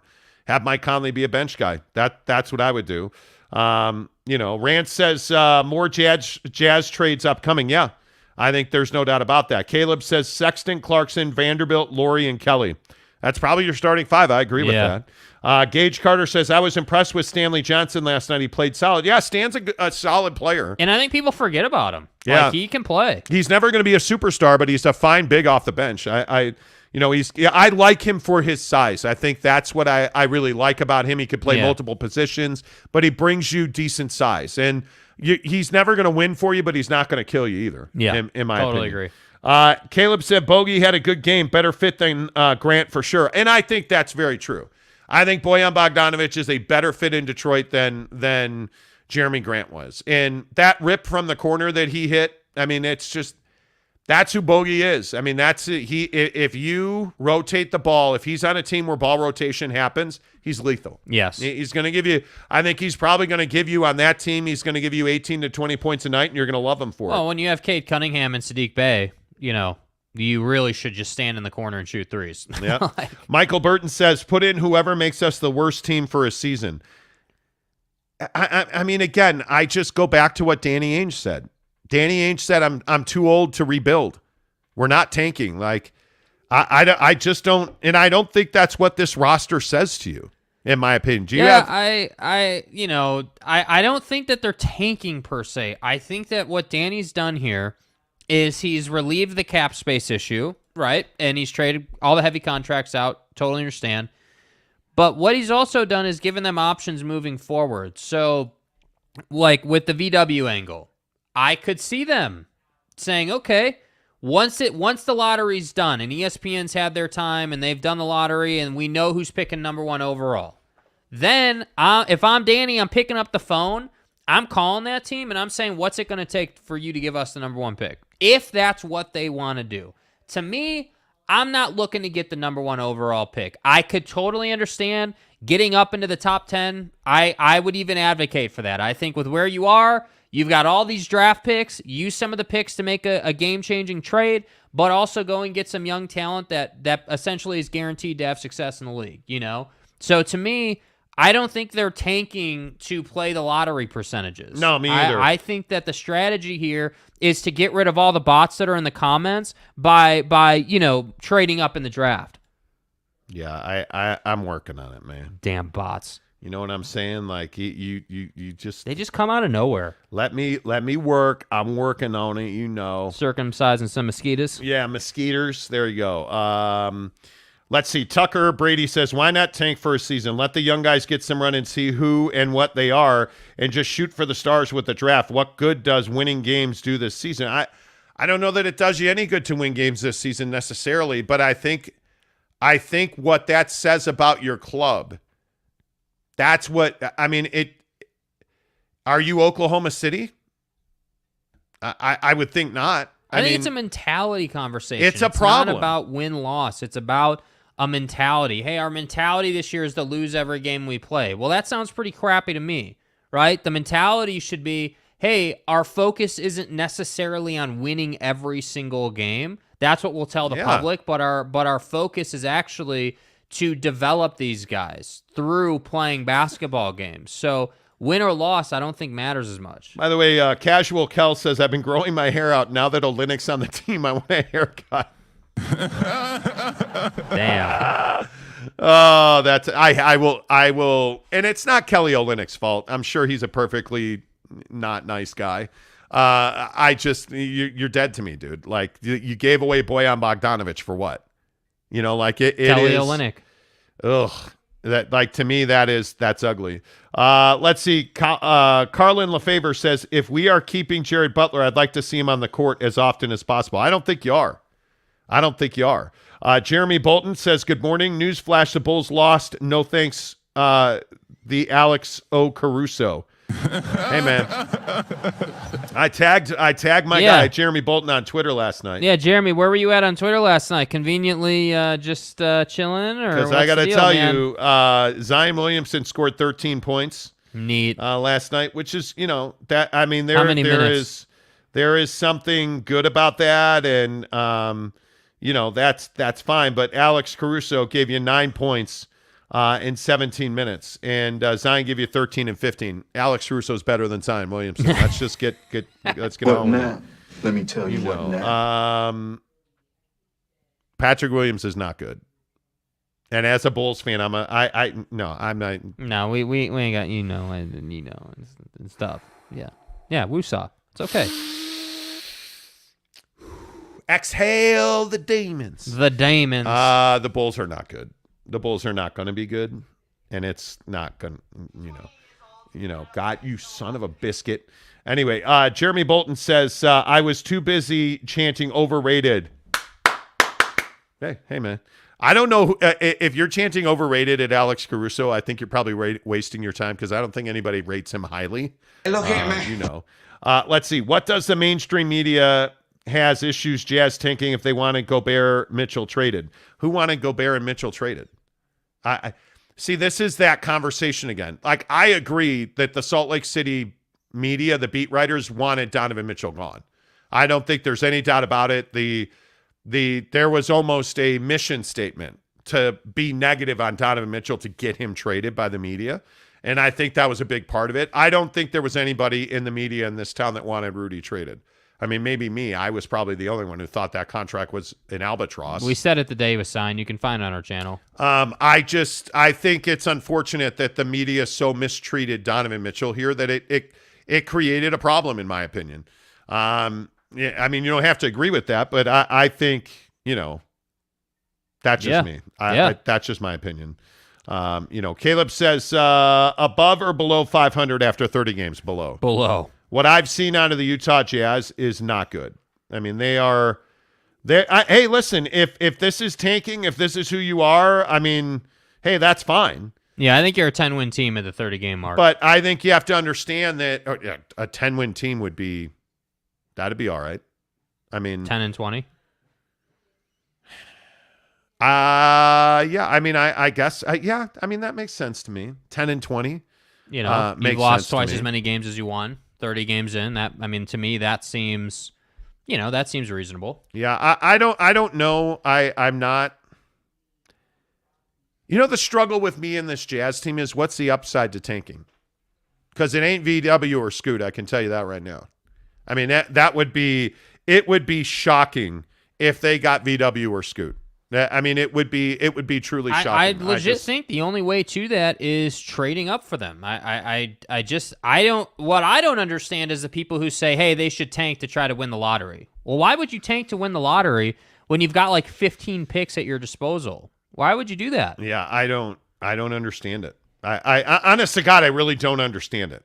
It's crazy to me. 7:45 coming up in 5 minutes. Football at 50. Tom and Jizzy are getting divorced. Allegedly. Do you guys care about that? Don't forget Harris LaChance coming up in 45 minutes, 8:30, thanks to our good friends at Papa Murphy's Pizza. Real quick. Yeah. Real quick. Yeah. Have you changed your mind at all about my Brooklyn Nets?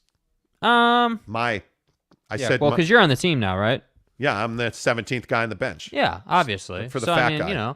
I think, it's everyone thinks that I hate on the Nets. I'm a Kevin Durant guy. I want them to be successful. I'm just not going to give them the benefit of the doubt that all three of those personalities are going to work out the whole year in the locker room. What will it take for you to come to the dark side on the Nets? 25, 30 games. Show me that you're an elite team through, I agree with Caleb. 30 games is a good benchmark. It is. If they are, let's say that the Brooklyn Nets have 20 to 23 wins after the 30-game mark. If you have that, then I'll believe in it. And by the way, I do like the concept of Ben Simmons running the break. I do. I think on the floor, from an X's and O's perspective, the Brooklyn Nets are going to be just fine. My biggest concerns are off the court. What does Kyrie burning sage at Barclays look like? What does Kyrie, coming out late to games because of Ramadan look like? With all due respect, I'm not trying to hate on the guy, but that's what he's given us to work with, And so to me, I look at Ben Simmons. Big questions. Hey, what happens if Ben Simmons struggles, comes out and has a really slow, 10-game stretch to start the year? Is his mental health going to hold up? Is he going to be fine? What does that look like? I don't know. That's what I'm saying. I think there's a lot of X factors in that room that we just don't know how they're going to play out. But on the court, there's no doubt they're one of the most talented teams. Yeah, we'll see. I spent some time last night while Mrs. Monty was sleeping off the butt rooter. The butt rooter. We'll talk about that later in the show. I spent some time looking at who do I really think are the best teams in the NBA, and I still think it's Golden State in the West, and I think it's Brooklyn in the East. I cannot find a compelling reason to take Milwaukee over Brooklyn. I can't. I think that the injuries are going to mount for Milwaukee. I wish they were a little younger. Yeah, I think played a lot of basketball. Yeah, I was going to say I think Janice Ante, your mama, has played a lot of basketball. And in all seriousness, Giannis is a phenomenally talented player, but Father Time is undefeated. And when you play as many minutes as he's played, whether it's the Olympic tournament, the World Championships, the NBA Finals the last 2 years ago, and now deep playoff runs, there's a lot of miles on the tires, and you see it. There's nobody that escapes it, whether it's his own guy, Chris Middleton, LeBron James, Kobe Bryant, KD. Cadizzle. Well, and the way Giannis plays, too. It's not like Giannis is a finesse player. The only guy I've ever seen escape it lock, stock, and barrel is Michael Jordan. Other than that, every other guy. But even Michael, with Michael, it's not like his whole career he didn't take time off. He had, obviously, time off from the game. Well, he broke the foot when he was younger. But I mean, in his prime, when it was Jazz Bulls, Jazz Bulls, Jazz Bulls, when it was, Bulls Sonics, Bulls Blazers, he went through all that and he never really had a serious injury afterward. I mean, the run for the Lakers took a toll on Pau, Shaq, Kobe. Yeah. There's just no doubt about it that it takes a significant toll on you. There's no way to avoid that. There's no way to avoid football at 50, 10 of the hour, every hour on the Monty Show. We bring you the biggest stories in sports. We'll get back to the Jazz and the NBA at the top of the hour here in about 10 minutes. Football at 50 presented by Papa Murphy's Pizza. 10 to the hour, every hour, you order your Papa Murphy's Pizza in the Papa Murphy's app. Use the promo code Monty25, M-O-N-T-Y, Monty25. Week 4 TV numbers. Last week, everyone was like, it's BYU. You guys are idiots. You don't know what you're talking about. Aggie Tears are going to crush your TV numbers. Look at these. BYU, 5 million, they're going down. Well, what happened in week 5? BYU rises again. This is why. BYU and ESPN, BYU in the Big 12. If you are in the Big 12, you love these numbers you're looking at right here. I think it's BYU and Utah State, and they got 1.2 million viewers to the set. Insane. Unbelievable. Thursday night primetime, ESPN, and now in totality, BYU is number 2 at 6.8 million viewers, more than USC. More than Utah, more than all of these teams. That's impressive, man. When you look at the number of people that have digested BYU football this year, it is nothing short of phenomenal. And I think it says a lot about the brand, and that's why here we go in Las Vegas, BYU and Notre Dame on primetime television, and you're looking at a huge matchup. This is a really important game for BYU. I mean, you're -3. Saturday in Vegas, 5:30 NBC. I got to think it's going to be a huge BYU house, even in the resale market. It's a huge moment in time for BYU. You've got to play well. I think you've got to play better. One of the questions I have about BYU is BYU having a good year? You're 4-1. Obviously, the Oregon loss is ugly, but you're 4-1 with Notre Dame and Arkansas straight ahead of you. Let's say you lose to Notre Dame. Notre Dame's coming off of a bye. Okay, fine. You're 4-2 going to play Arkansas. Yeah. Is that a bad year? I think you're going to win one of these two games. You're probably going to be 5-2 after the Arkansas game. Right. Is that a bad year? I don't think it's a bad year. I think the trouble that BYU runs into is the hype machine. We've spent a lot of time on this show talking about how good they are at making these jersey reveal rollout videos and flying, their mascot into the stadium to release Built Bar videos. They're really good at the hype train, but what that does, and an adverse effect of it is, there are expectations that come with it because you're so damn good at talking about your team and hyping your team. So when you have, just a letdown, get your ass kicked kind of game like the Oregon game was, it doesn't really feel like you're having a good season when you follow that type of game up with what you did against Wyoming and Utah State, which was struggle early in the game and have to kind of reel that thing back in, and it just feels like the team's not clicking on all cylinders. And so to me, you're having a good year. You're 4-1. The record says you're having a good year, but for those of us that cover the program and for those of you who follow the program closely, you know that it's fleeting. You know that it could easily be a 3-2 season. But it's not. You're 4-1. And so I look at BYU, and I think you're having a good season. Don't forget, Harris LaChance joins the show at 8:30, presented by Papa Murphy's Pizza. And we'll ask Harris that. Has this been a good season to date? Because I think it has been. Yeah. The route to 4-1 hasn't always been pretty, but you're 4-1. Yeah. You're certainly going to a bowl game. And you have the two biggest games of your year right in front of you, and one being Notre Dame Saturday in Las Vegas. The number the number had been as high as 5 in Notre Dame's favor. You're at 3.5 right now, depending on where you get it. I think BYU's in great shape. I wouldn't say the same thing about Tom and Giselle. Tommy. Okay, so this is the question I have to ask. Do you care that Tom Brady and Giselle Bundchen are getting divorced? I do. I think I care about this a hell of a lot more than I care about, like, the royal family. Yeah. I care about this because it's sports, it's money, it's life, it's chicks. Well, Tom Brady is royal family. It's a super hot chick. Yeah. Like, do people care about Tom and Giselle? I do. And, like, if there's American royalty, it ain't the Kennedys, it's Tom and Giselle Bundchen. Yes. Right? Yes. Like, I feel like this is American royalty. Yes. But yet so many people seem all upset about, the fact that we're talking about Tom and Giselle and that, they're potentially getting divorced.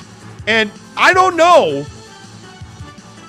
And if you don't know the latest, they both apparently allegedly hired divorce attorneys. All right. And, the question I have is, why is this happening? Like, is this just two people, and is this just people that are so wildly successful that they just can't get on the same page? Apparently. I mean, I agree with people in the concept that this can't just be about football. This has to be about, Tom, and I guess this is kind of about football in that sense, but, like, it has to be about either Tom's not home enough or they're living in Florida or whatever. It has to be about circumstances. That's the only thing that I can think. Unless Tom Brady and Giselle just have fallen out of love and are not happy together anymore, and it's just that simple, I guess I get it. But when they got to be worth, multiple billions of dollars, dude. Like, money just is not of consequence to these people, and I think that when you get to that level, it becomes about happiness and, like, living the ideal life. Bro, money is always an issue. Money is always significant to people. I don't care what anybody says, and I've heard this repeatedly. Right. Money is always important to people. There is, in my mind, there is just no doubt about that. You always care about money. Yeah. I will never believe that people, I don't care how much money you have. People care. Yeah. You're looking at your bottom line. Let's see. Where's Caleb? Tom changed his bio from family and football to football. No. Let me look. Here's an image of his bio. Family and football. Family and football. I'll double check. But no, I'm looking at it right here. This is Tom Brady's Twitter account. Oh, okay. Verified. Look at the picture. Look at the banner picture right there at the top. It is Tommy, Giselle Bundchen, and their 3 kids. He doesn't want to get divorced. I feel like, and I don't know, whatever. I don't know what I'm talking about, whatever. This feels like it's from Giselle's side. That's what this feels like to me. Like, and I know that's crazy, but I care about this, man. I'm telling you. Yeah. Let's see. Chat getting weird, Rant says. M. Morris says, AB and Giselle, stop it. I know what you're talking about, and I get it. I totally get it. AB put this picture up of him and Jizzy getting jizzy with it. There's no way that she's going She's AB, not, dude. Get the hell out of here. AB ain't getting that. AB ain't getting that. Girls like Giselle Bundchen they don't hook up with crazy. Not even like, come on, man. You got to know better than that. But yeah, I do agree that chat's getting a little crazy. Jeff Johnson, or I'm sorry, you said G-off. G-off, yeah. It's so easy to leave nowadays. Divorce is commonplace when a lot of problems in marriage can be worked out through therapy and some communication. I don't disagree. Caleb says, AB be wild. He is, dude. Like, absolutely in Dubai, you're naked in a pool showing off your crank. Come on. Let's see. Brett Robbins says there are all these problems in the world, and the biggest problem for this diva is my husband is playing football and making $30 million. Wah, wah, wah. Hey, man, everybody's got their priorities. I guarantee she doesn't like that he took himself out of retirement, Chance had said. Probably. But he only retired because of her, and that's the problem. Yeah. Gage says it's not so much about the money, it's what the money can do for you. Truth. LOL, Monty just showed the chart. 4.49 million on the P12 network at that. Yeah. Hey, man. I'm telling you, viewership is up. Football at 50, 10 in the hour, every hour. Is presented by our good friends at Papa Murphy's Pizza. Make sure you use the promo code POP at papamurphys.com or in the app. Download the Papa Murphy's app, please. It's so easy. I'm telling you, if you download the Papa Murphy's app, it's the easiest way to order. At the end when you're checking out, use promo code Monty25 to save 25% off your order of $25 or more. And again, I will just tell you, it is a sin against Giselle's Bunchton that you use red sauce on pizza. It's barbecue sauce, crust, barbecue sauce, cheese mix. Then you put and by the way, we are also in non-sports stories today. We got to talk about the fact we're going vegetarian. Yeah. Man, that sucks so bad. Whoever came up with that shit needs to be fired. We meal prepped some ground turkey, 93.7. So as soon as that's gone. Well, here's what happened. Mrs. Monty got the Roto-Rooter done. And she's like, well. No, that's not. No, you're wrong about this. This is me doing this. This is not Mrs. Monty. This is me doing this. Well, that's how it went down last night. This is me doing this. I freely admit this, that yes, Mrs. Monty got the rooter done. Right. And you know what the worst part of it was? Not the prep. Not the procedure. It's the pictures they give you afterwards and the doctor visit that you get when he's done. And listening to that doctor talk about how things work in your intestines scared the hell out of me again. And so I'm in this place where, hey, man, I'm telling you now, drink your water. Because you know what he talked about? He talked about the fact that when you're dehydrated and you don't drink water and if you have constipation issues, you're destroying your intestines. And it's like, dude, you got to have high fiber and you've got to have water. You got to be, we'll talk about it. Yeah. But my point is, once the 93.7 turkey's gone, we made Caleb Harrison, speaking of which, I went to Cafe Rio last night. Thank you very much. Mm-hmm. But the other day, on National Taco Day, mainly because I'm a sadist. Right. We went to go get lunch, and we were like, hey, yes, I'm in on the Jordan 4s today. What are we doing here? Are we doing the Jordan 4s today? Are we doing the Jordan 4s? Okay, we keep bouncing around, and I apologize. We are, but there's a major drop in the Nike app. Apparently, there's some major drop in the it's the Nike app or the sneakers app. It is I believe it's the Nike app. There it is, the Jordan 4. I'm doing it. But we went to get lunch the other day, Caleb, and we were going to do tacos at Del Taco, or not Del Taco, Cafe Rio. And I was like, nah, why don't we just go home? And we'll make street tacos. We have this 93.7 turkey we need to eat and not waste it. We made the most bomb tacos ever. By the way, life hack, mango salsa. I'm telling you now, bro. Mango salsa it's orgasmic. It is a party on your palate, dude. Like it is a party on your palate. It is amazing. I am telling you right now, mango salsa is a life hack. Why do you do this shoe stuff to me? Why do you do this? You're a stud. Yes, Caleb. Flames everywhere. They released an all-black Jordan 1 mid that I just had to get. Oh, where is it? What? What do you mean where is that at? It's in the Nike app. All black, Jordan 1 mid. Here, I'll even do you a favor. I'll even do this to include the people on the show. Where is the all black Jordan 1 mid? In new arrivals. Yeah. This one right here? Yes. Yes. I have the low of that. Yes. I have the low of that. You know the one that's coming that I want? Is there's a black with a red swoosh, Jordan 1 low that's coming out on the 11th. I gotta have it. Anyway, I gotta have it. Anyway, let's see. Alex Chacon says yuck. Ken Williams says hi all. Hey y'all. Sir Brandon, Senior Brandon, SR Brandon says hit the like button. Yeah, if you guys don't mind, give us a like and a follow. We're really trying to, and I admit I've been slacking on this verbiage. On the nomenclature. We're really trying to get to 10,000 subscribers by the end of the year. We have a huge announcement on the show tomorrow. 24 hours from now, we're making a huge announcement on the show. Yeah.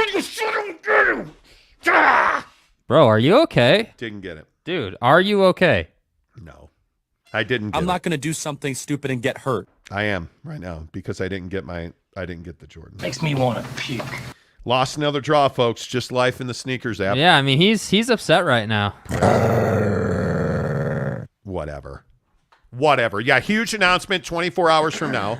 Promise you it has nothing to do with intestinal and fortitude and no, it's a butt show rootering. announcement. It's a show announcement. Huge announcement on the show tomorrow. Yeah. The day has come. Yeah, we're gonna kind of enlighten you guys as to what we're doing. We'll talk about the process. We'll talk about fucking vernal equinox. It's gonna be amazing tomorrow. But if you guys could hit the like button, please. We're pushing about 1,000 views on the show today already, and we've only got 29 likes. So if you guys could help us out, that would be great. 24, really, guys, give a like. I like every day. I appreciate that. Appreciate that, Ken. What hour of the show is it? Rhett Williams says. Well, Rhett, welcome to reality. In that it is 8 o'clock. This is hour number 3. This would two be and a half? hour number 2. Yeah, hour number 2-ish. This will be hour number 2. Yes. Yeah, tomorrow at this time will be great. Jansen says, I punched a hole in the wall because I took an L when they dropped the green off-white Air Forces. Yeah. Doesn't make you feel responsible. Nike hates me. Look at the bots trying to get back in. Look at the bots. Man, I ain't no sucker. You're not getting in here, man. We're not doing these bots. Yeah. We are not doing these bots. Take that, you clap-having Jezebel! Yeah, you take your porn chat somewhere else, jerks. Yeah. It is what it is. Let's see. Rhett Williams says, sounds awesome. Thanks, guys.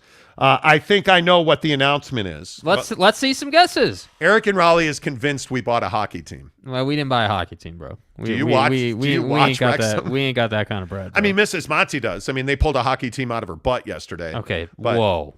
Dude, that colonoscopy changed my life yesterday. Why? What is We'll talk about it in an hour, and we'll do it at 9 o'clock, and we'll talk about it. But it changed my life. It really impacted me. Sitting there watching it. Okay, impacted's probably the wrong word.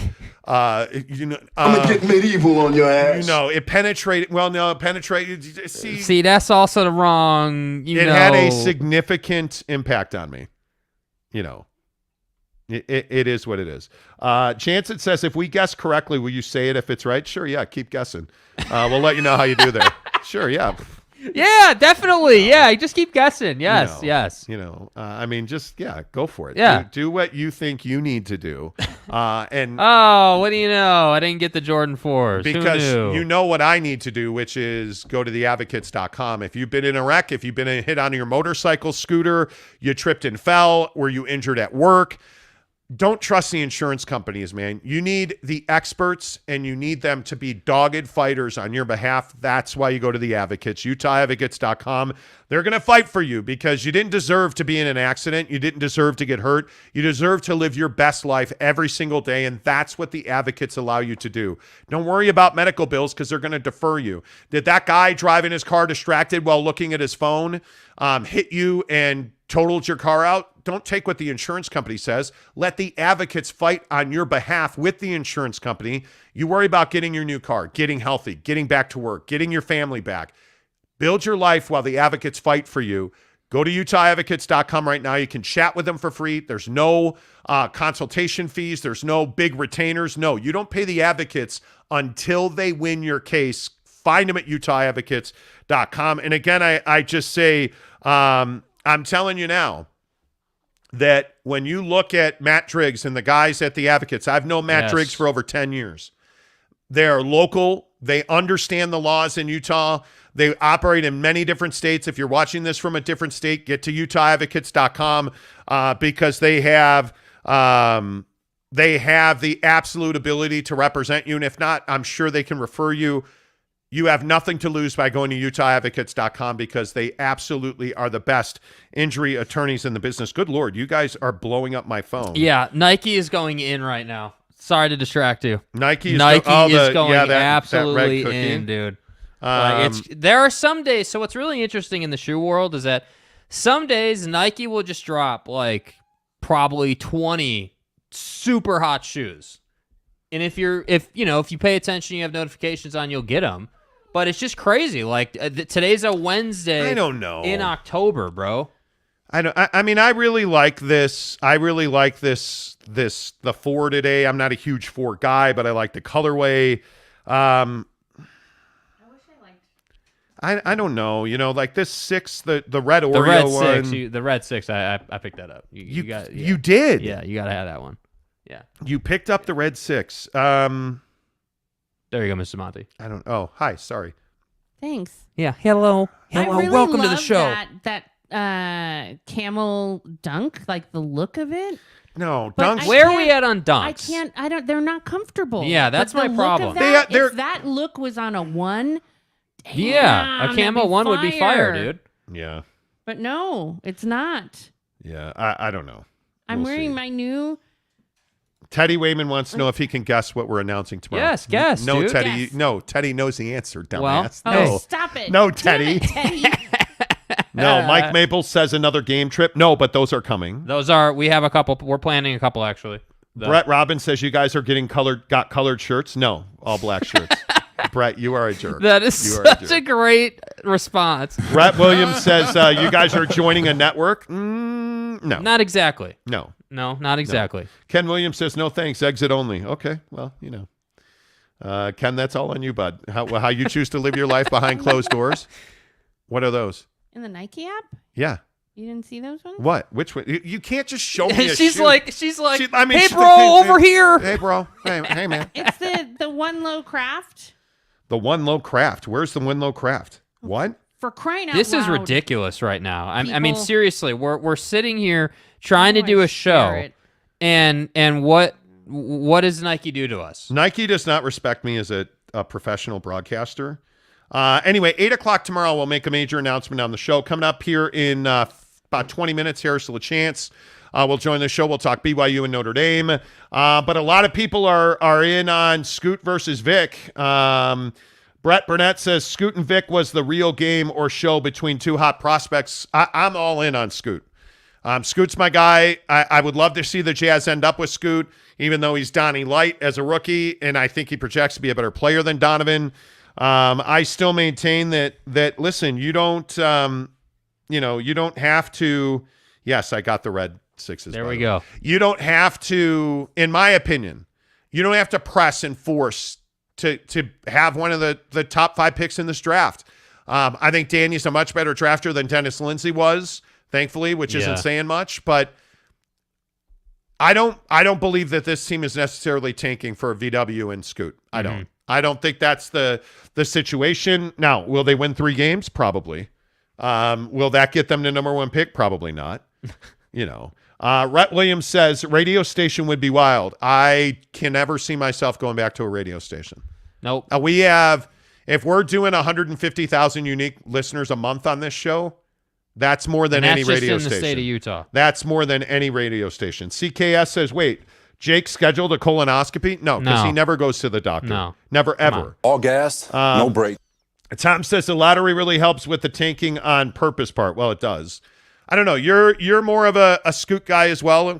Yeah, I'm a Scoot guy for sure. I have issues with Wembanyama's long-term, viability from a health standpoint. I think the lottery thing is very straightforward. When you look at numbers, like, it's not even my opinion. Like, just look at the percentages that you're going to get the number 1 overall pick through losing games. If the strategy is, hey, we want to lose a lot of games to try to get that number 1 overall ping pong ball on lottery night. Yeah. That, to me, doesn't make a lot of sense when you have the war chest of picks that Danny has to work with. Why would you not just don't focus on losing games? Focus on the talent and developing talent. Let David Fizdale, who everyone seems to forget about is in this organization, let David do his thing. Let him develop these guys. And then, hey, when draft night comes around, or really once you know who has the number 1 overall pick, call them and see what it is. Like, I mean, let's just say, I don't even know who that's going to be this year. Let's say Oklahoma City, just as an example. But, like, if it's Oklahoma City, call them. Hey, we've got all these picks. Let's work something out. Make a deal. Because then you're not playing lottery percentages. You're playing guarantees. But, again, I just keep telling people, being in the lottery is not something you should be excited about or celebrating. Being in the lottery, it makes you Oklahoma City. It makes you the Sacramento Kings. And correct. there's so little upside to those number one overall picks. I mean, how many number one overall picks in the last 10 years have really panned out to be that guy? Yeah, they haven't. And that's my point. Like, you look at Zion, he hasn't panned out. You look at, I can't remember who was taken. Oh, DeAndre Ayton was number one overall in his draft. Like, he's a max player now, but he hasn't exactly lived up to the number one overall hype, And so I look at that same draft, and you've got several other guys who contributed are contributing at much higher levels. So I don't know, man. I don't like this. I don't love having the, hey, the Jazz suck in the draft, so they shouldn't draft anybody conversation. And I don't like that logic either, because you have a new front office here essentially, and a new guy in Danny Ainge that's really, driving the ship here. At the same time, though, trying to play for the lottery is not a smart tactic. You have the resources to guarantee yourself a pick. Why would you not do that? Here are the last 10 picks, number one overall. Anthony Davis. Even Anthony Davis, I can't quite say has lived up to it. Anthony Bennett, bust. Andrew Wiggins. No. Not as a number one overall pick. No. Karl Anthony Towns. I would say Karl Anthony Towns. Not as a number one overall pick.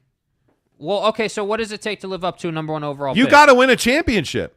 You've got to be the reason that your team wins a championship. Like, I mean, if you go back just to 2000 even, right? You go back to 2000. Kenyon Martin, no. Kwame Brown, bust. Yao Ming, no. LeBron James, absolute home run. Dwight Howard, home run, but they didn't win a championship. Correct. Andrew Bogut, bust. Andre Bargnani, bust. Greg Oden, bust. Derrick Rose, bust. Look at Blake all these Griffin, big bust. guys. Blake Griffin, bust. John Wall, bust. Kyrie Irving with the Cavs. They won a championship. Was it LeBron? Was it Kyrie? I don't know. They won a championship. Kyrie hit the shot. He's not a bust as a number one overall pick.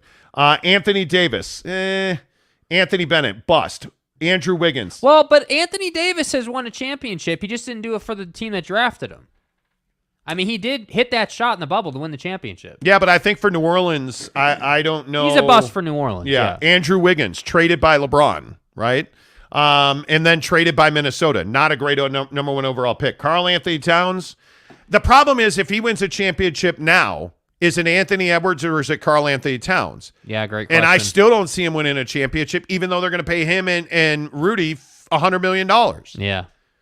Bust in my mind. But Ben notice Simmons. all these big guys. Ben Simmons, bust. Markelle Fultz, bust. DeAndre Ayton. You haven't won a championship, but he is on his team, and he is a max player. Zion Williamson. Remains to be seen, but I think you got to go bust right now. Anthony Edwards. TBD. Yeah. Cade Cunningham. TBD. Paulo Banchero. TBD. Yeah. I mean, there's very few number one picks that work out. But Joe Smith. As far as VW, listen to all these big guys, man. Like, there are a lot of big guys that get drafted number one overall and don't work out. Andrew Bogut, Dwight Howard, Greg Oden. The number of injuries in those big guys is massive. It's huge. Yeah. Like I cannot see that the percentages just are not with you. And look at the comments. Zion bust. Like, everyone agrees that Zion was a bust. Ayton a bust. Zion a bust. Zion a bust. Let's see. Josh says only 22 number one overalls have won a championship in the NBA. Yeah, man. It's impossible. It's impossible. I mean, you're taking a chance. Like, if you look at what you're looking at with Victor Wembanyama, I mean, what the chances of success are so few and far between. Yeah. Like, you want a sure thing. That's why you go to trydaytrading.com/Monty. Obviously. Because you want a sure thing. You look at day trading. Day trading's absolutely a home run of a side hustle because it can scale into your full-time gig. I'm telling you guys, if you haven't been there, you're missing out. Monty Show listeners on a daily basis are going to trydaytrading.com/Monty. They are seeing the benefits because and the benefit is it costs you nothing to figure out if it's a good side hustle or not. Yeah. Because it's a free webinar. You watch that webinar and then you make a decision. The thing about day trading is you are going to do what you want to do. You're going to be working for yourself. You don't work for Tri-Day Trading. They simply teach you, coach you, mentor you, and then give you money to make your first trades. That's how the program at Tri-Day Trading works. And again, don't take my word for it. Go watch the webinar. It's stocked. Their website has all of their former students on it talking about, hey, here's where I started, here's where I am. I'm not working for the 9-to-5 anymore. And I cannot tell you how many people I have talked to since TryDayTrading.com came on board who have said, I've been looking for a way out of my 9-to-5. Is this real? Absolutely, it's real. Ryan and the guys at TryDay Trading, Lehigh, local company, great entrepreneurs. They've been at this for well over a decade now. They're not some fly-by-night scammers. They are real. They are building generational wealth for their participants at TryDayTrading.com/Monty. And again, the webinar's free. It's no obligation. Register today. Yes. And let me know what you think about it. I love getting the feedback. Hey, I went to TryDay Trading, watched the webinar. Here's what I thought. Let me know that, because trust me, I think you're going to see that it's going to blow you away. Just the information you get from TryDayTrading.com in the free webinar is awesome. So check it out, TryDayTrading.com/Monty. Let them know you heard about it on the Monty Show. Harris LaChance in 10 minutes. BYU and Notre Dame facing off in Las Vegas this weekend. I think this is going to be an absolute brawl, in my opinion. This game it's so important for BYU. I cannot tell you how important this game is. And I say it's important because it's national TV. It's going to be a huge audience. It's Notre Dame. It is that chance to set your wrongs right. And there's this perception that BYU's having a bad season. They're not having a bad season. And I thought it was interesting yesterday. Max Tooley talked about fan perception versus actual reality. I think that is a real thing. Right. I think fans have these undefeated national championship every year expectations that are just not realistic. I think they have come out to slow starts. I agree that's a problem. Have they played consistently well on defense? They have not. And I would agree. That's a problem. Right. The running game has been a problem. I think the running game is one of those things where you look at expectation versus reality. Were you ever going to replace Tyler Algier in the backfield? No. The issue is you're trying to do that as a fan. And I just don't think you should be trying to do that. Putting the expectations you had of Tyler Algier and his performance on Chris Brooks is not realistic. That's not smart. It's not what I would tell you to do. Yeah. I would tell you, in fact, avoid that. Take a guy like a Christopher Brooks at face value and understand he's learning and assimilating himself into their run game, right? Like, to me, I think that's one of the bigger problems is the expectation of BYU fans versus reality. Yeah, and I think that, what fans get frustrated with is seeing the same mistake over and over again, which seemingly is the slow starts, missed tackles, and not being able to run the football. Those are the three things that I think that really have become a trend or a theme where it's like, all right, we get out to this slow start because we can't run the football on offense, and because we can't run the football, we can't convert, a couple of first downs here on the first offensive drive, which then makes our defense be out there for way too many plays, which leads to some missed tackles and some assignment mistakes and not playing our best football on defense. And we're back to the top in the vicious cycle. And that's why I think BYU fans are like, hey, are we really even having a good year? Like, yeah, we barely beat Wyoming, or we barely beat Utah State, or whatever. Like, I think that's what leads to the negative feeling around it. And I think if the problem with the slow start thing is there's no easy solution. There's no, like, yeah, this is how you get off to a fast start in a game. There's not. Like, you can have a solution for, hey, this is how we run the ball more effectively. Well, it's a little bit on the offensive line to create better gaps for these backs, but a lot of it is the backs hitting the hole with a mission, a sense of drive, a sense of force, like really getting after it. And that should lead to 5 to 7 yards a carry instead of 2 or 3. Like, you see how with running the football, there's an answer. Yes. With getting out to a fast start, I don't feel like there's a real X's and O's answer outside of trying to get Jaren in a rhythm. That's the only thing I could think of. I think you're 4-1. I think obviously you wanted to beat Oregon, and I think there's a little bit of a hangover there. But I will say the same thing I always say. Everything you wanted to accomplish is right in front of you. You have lost nothing. Everything is possible. Big bowl games, big wins, Notre Dame and Arkansas. Like, It's all right here in front of you. And if I'd have told you going to Las Vegas to play Notre Dame that you'd be 4-1, you'd probably take that. Yeah. So I think this has been a successful season for BYU, and I just think we have to be careful to manage expectations properly, because it's very easy to get over your skis. Now, having said that, they've got to clean some things up. I don't think there's any doubt about that the offensive line has not met its maximum potential yet. The false starts, the holding penalties, the finishing your block, there's something to be said for that. Yep. And that's something I want to ask Harris about, because Harris has been pretty honest with us about the performance on the offensive line.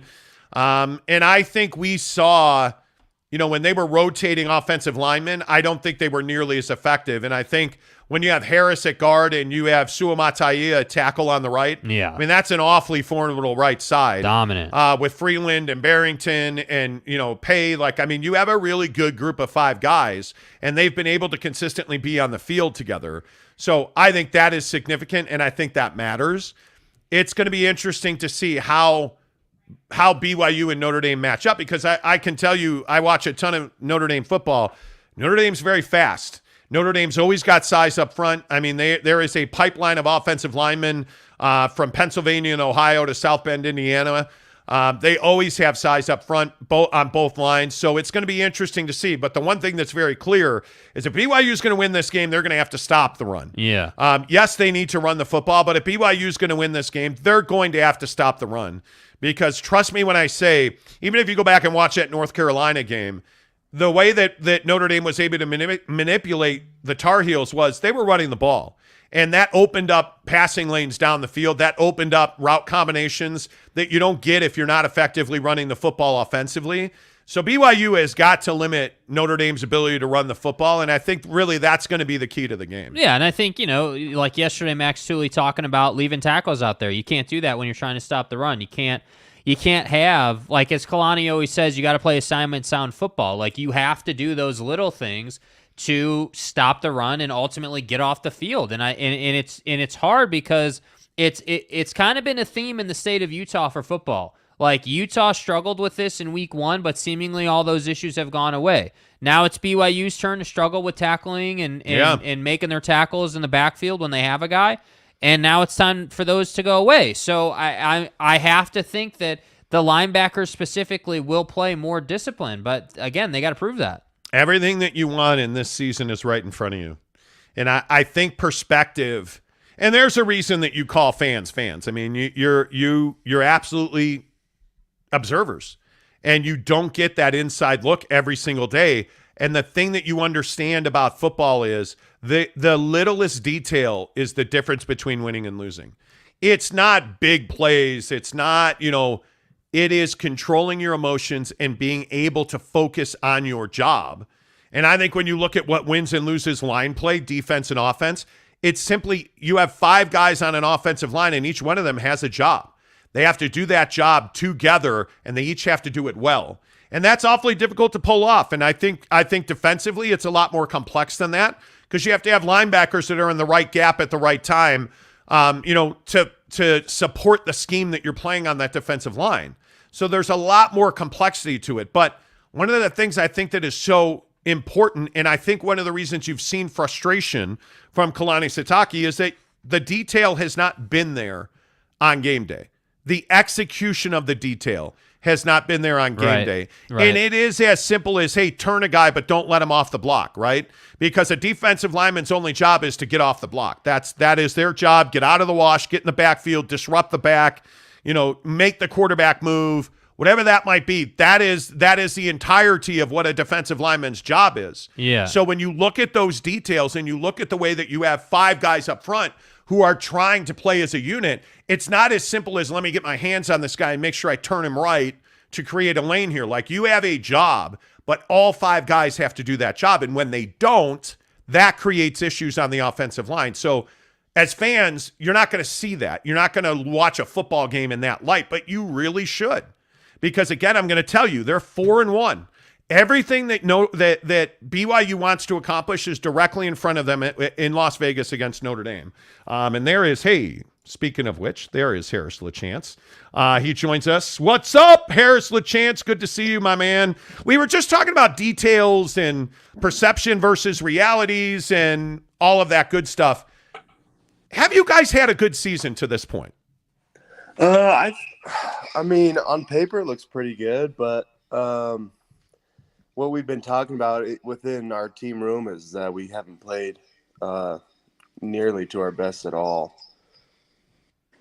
So, and what is that? Is that details? Is that because the other thing that we were talking about was the little details of thing. Max Tooley was on the show yesterday morning talking about details, talking about doing jobs that, linebackers got to tackle. We haven't tackled.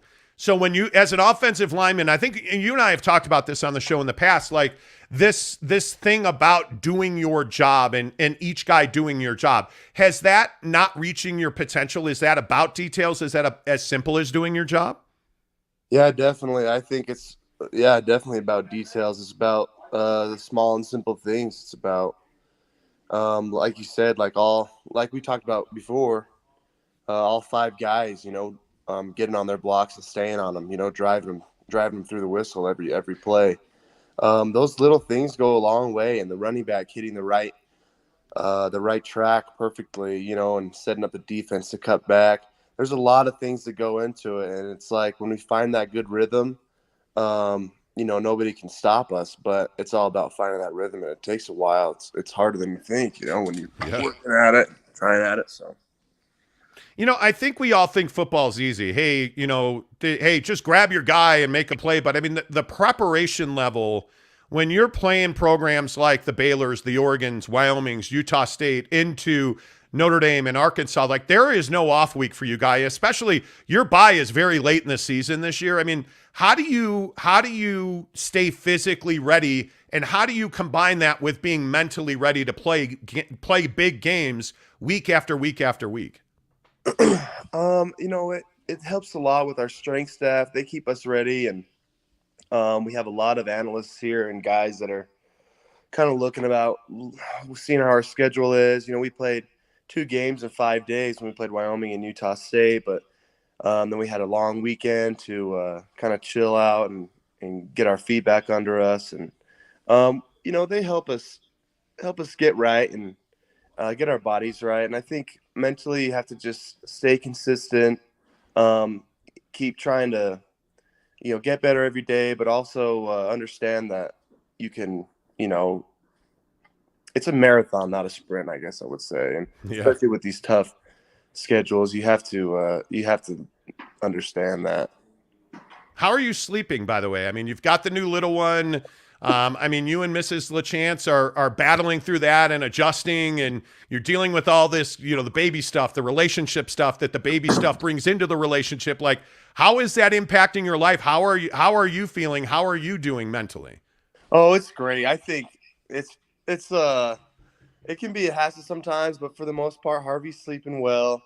My wife is amazing. She does mostly everything, and I just come home and we watch our TV shows at night. So it's great, and it's fun, man. Harvey's growing up a little bit. He's crawling all over the place, so it's fun when I come home, I just play with my son, and it takes a lot of pressure off. Honestly, it's fun. There's nothing better than family, man.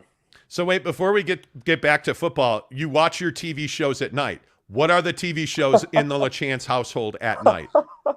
Wait, let me guess. It's BYU Studio C like the whole night. Is that right? No, not at all. No. Let's see. I mean, Monday nights I'm always watching the game. My wife likes that. Actually, she grew up in a house with boys watching football, so she likes watching football with me. She also, but sometimes we have to watch. She loves the show Desperate Housewives, and I can't believe I'm saying this on air, but but I'll watch that sometimes with her just to chill. I don't know. We'll watch all sorts of stuff. We tried this TV show called C last night, and we did not like it, bro. I got to be honest with you. Everybody's blind. There's like this community that's everybody's blind, and I don't know. Maybe you've seen it. Maybe you like it. I was just like, I couldn't really grasp it, man. I was like, this is tough. We're gonna turn this off. So Now, we never even turned it on. We looked at it and we're like, nah, that seems a little, nah, I'm good. Yeah, and the like funny thing is, isn't it funny? As a married guy, you get this. You compromise on, my show was Downton Abbey. Like my wife, she wanted to watch the royal thing. Like you'll compromise to watch that show to make sure that you get the Monday Night Football gig, right? Like there's a give and take on the TV. Exactly, Monty, yes. Yeah, and by the way, happy wife, happy life. I'm sure you know that at this point, right? Yeah, it's good. Yeah, man. All right, let's talk Notre Dame, your preparation for Notre Dame. So let's talk about the offensive line. So now you're 5 games into it. How would you say that you guys have grown and evolved? I think one of the things that I saw, and I'm curious your opinion on this and what you guys saw on tape, you guys rotated on that right side for whatever reason that might be. Your offensive line dynamic is completely different when it's you at guard and Kingsley Suamataia at tackle. Like it feels like that is the 5 guys across your front line. Like how does that rotation, and then how have you guys seen yourself as a unit mature as this season's gone on? Yeah, I feel like we have matured a little bit. I feel like we're still trying to get that right. We have a lot of, like Coach said in the beginning, we do have a lot of guys that can play. And I think that, game to game, we've been trying to figure that out and see who the best 5 are going to work in there. And but we want to make sure, Coach wants to make sure that everybody gets in there and kind of like, if it rolls good with them, then that's what we're going to do. And that's what we're kind of still trying to figure out. And we are maturing. We're getting better, tightening up our backside blocks and all sorts of things like that. But at the same time, yeah, like we have to keep working hard and keep kind of figuring out things. Is there any guilt in your mind about the souls you've snatched on the goal line? Because we saw you bowling with humans a couple of weeks ago with the 2-for-1. And then we see you, dude. I watch you. You are hunting on those throwbacks. You are hunting. I would imagine that is some tape that you enjoy watching afterward. Oh man, it's fun. I mean, I watch it. I mean, it's funny. I mean, in the O-line room, we don't get very much praise. If we have a good play, we don't really watch over those ones as much. So, but I love watching them, and I love playing that. That's my favorite part, man. Is going out you put a hit on somebody. So. Oh yeah. Hat to hat, there's nothing better than that. What does the Notre Dame defensive line look like to you guys? What are you looking for them to try and do to you guys defensively? Yeah, probably. I'm thinking we'll see a lot of twists up front, especially in the run game. That's hurt us a little bit, so we've been practicing against that. These guys are really good, really great team. Really great defense, great athletes. Which we've gone against before, and we know how to, play against guys like that.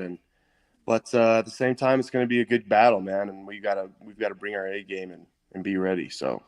Yeah, and I think, it's interesting you talk about, seeing twists and stunts on the run game. I think one of the interesting things, though, is for you guys in the room, how much of an adjustment is there back-to-back? Because you guys are not seeing – this is not like it was last year with a consistent one guy back there, so you kind of get a feel, I feel like. Is it more challenging when you are rotating through different backs in your backfield? We don't really know at the time, but after film, you can kind of tell a little bit. But for the most part, we do our job, right? That's what you got to focus on and I do my own personal job at right guard. Everybody just got to do their own personal job, and it'll all work out. And they'll do theirs, and we'll run the ball for, whatever. But and I got to give you a little credit too, man. Moving inside is not probably the easiest thing in the world, but to my eyes, you look very comfortable with it. You look assignment sound. You look like you know exactly, where you're trying to go and what you're trying to do on each play. Has it been a good move for you from tackle to guard? Yeah, I'd say for the most part it has. It is a little bit different in the run game, the angles and things, and I've been tightening that up. But for the most part, it's been pretty good. I know this offense very well, and so I know exactly where to go, and that's really helped me. And but yeah, I'd say it's fun, man. Like I said, I love it. playing right guard, playing right tackle, whatever it is, I'll get in there and give it my all. So. Talking to Harris LaChance, thanks to our good friends at Coug Connect, CougConnect.com. Real quick, before I let you go, I do want to talk about this neutral site thing because you guys, obviously, this game's in Vegas. Vegas is Provo South. I think we all know that BYU, no matter where you guys are, you travel well. But in Las Vegas in particular, it seems like, BYU really travels the fan base well, even though this is a Notre Dame home game. Are there different challenges? Do you guys like playing in Vegas? I mean, that's somewhere where you guys are comfortable. Like, what does Las Vegas represent to you guys as a football team? Oh, totally. I mean, we played our opener last year against Arizona in that stadium, and that was fun, man. That stadium is awesome. It's brand new, and we had a blast. And so I'm really excited to go back there. I think it helps too that all of us have played in that stadium before. I think so it's not going to be like any kind of factor there. I mean, it might be a little bit louder because I heard there's a lot more Notre Dame fans, but I think it's going to be fun, man. I'm really excited, and Vegas is fun, man. I love Vegas. Yeah, what's not to love? By the way, wait, I lied. Not last question. The uniforms turned out pretty darn well for this game. That helmet, we debated this, Harris. Like, by the way, it's black, so big sexy offensive linemen always like the black because, well, it trims you up a little bit, but. That helmet, man, that helmet is fire. I love that thing. How much do you like that uniform? Dude, I think it's awesome, man. I think we're gonna look bad, so it's gonna be cool. I'm really excited. We tried them on this week, and they look cool. So. Yeah, black is always good, I think. Well, hey, good to see you as always, man. I appreciate you. Stay healthy. We'll look forward to talking to you next week. Thanks, Monty. You bet. Good to see you. Harris LaChance right there. Headed to Las Vegas with BYU, and man, I got to tell you, I think this is going to be a slugfest. And you heard what he said right there. A couple of things that stood out in the Harris LaChance interview, thanks to our good friends at papamurphys.com. Use promo code Monty25 to get 25% off your purchase of $25 or more.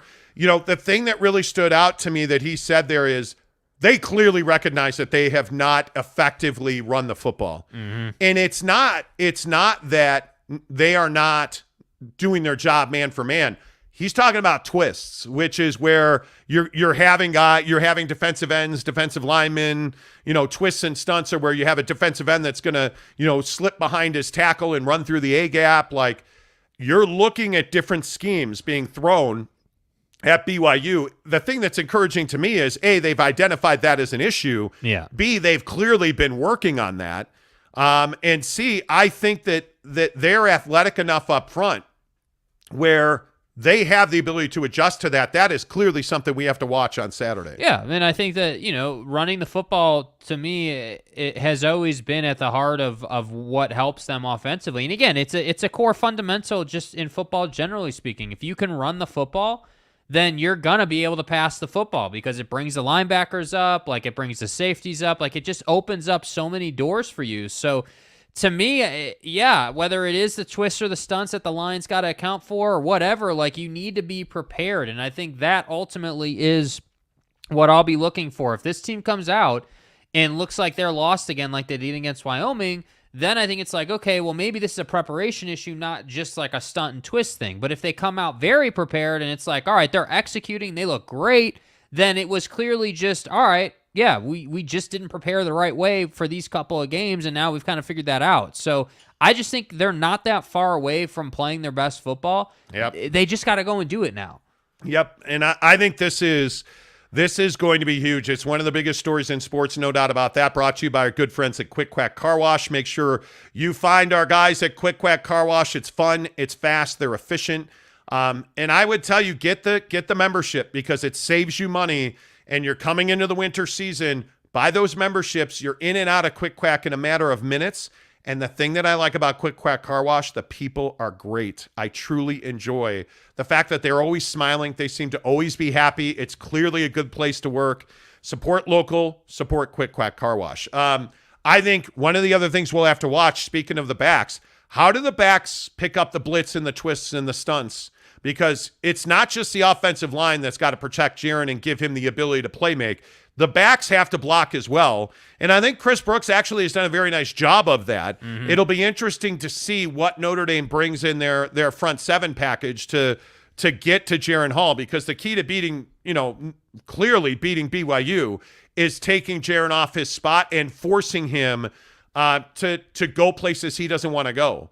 So it's going to be interesting to see. I'll also be interested to see what trickery BYU brings to the offense, because it's very clear that throwback to Jaren is something they like to do, that double throw where you can get your offensive line, because you have athletes in Harrison, Suamataia, and Pay, Freeland, Barrington. You have guys who can get to the second and third level. Yeah. And if we've seen anything out of Harris, he's blowing dudes up at the goal line. I mean, that's clearly a package they like running, so it'll be interesting to see what they do. Do you have a positivity about this game? Like, how are you feeling about it? I think they're going to be they're going to be in this game, and they're going to have a chance to win this game. I just can't believe that BYU would get boat raced 2 big games in a row, because I think that's also in the back of every guy's mind on that team, in my opinion. And again, I could be wrong. I'm not in the locker room, obviously, but to me, it's like, hey, yeah, we went to Autzen and got lit, So how do we go to Vegas, which is much closer, and really execute? And I think when you hear Harris talk about, we've played in this stadium before, it's not going to be foreign to us. We're going to know the setting and know the environment. We know the field, we know the feel. I think that's kind of what he's getting at, is like, hey, we've been here before and we can beat this team, but we're going to have to be able to run the football. And that comes down to us being prepared. Yeah, I think that's a very good word. Preparedness, readiness. Yes. You got to come out flying in this game. Maximus talked about it yesterday. You get Harris talking about it today. Like, they know that they have not come out ready to go. Really, it started at Oregon, in my opinion, but I mean, we really saw it on display against Wyoming. I thought they were playing in quicksand in that game. Yeah. There's no doubt about it. So I think it's one of those deals where you got to come out ready to rock and roll. Let's get some of your comments in here.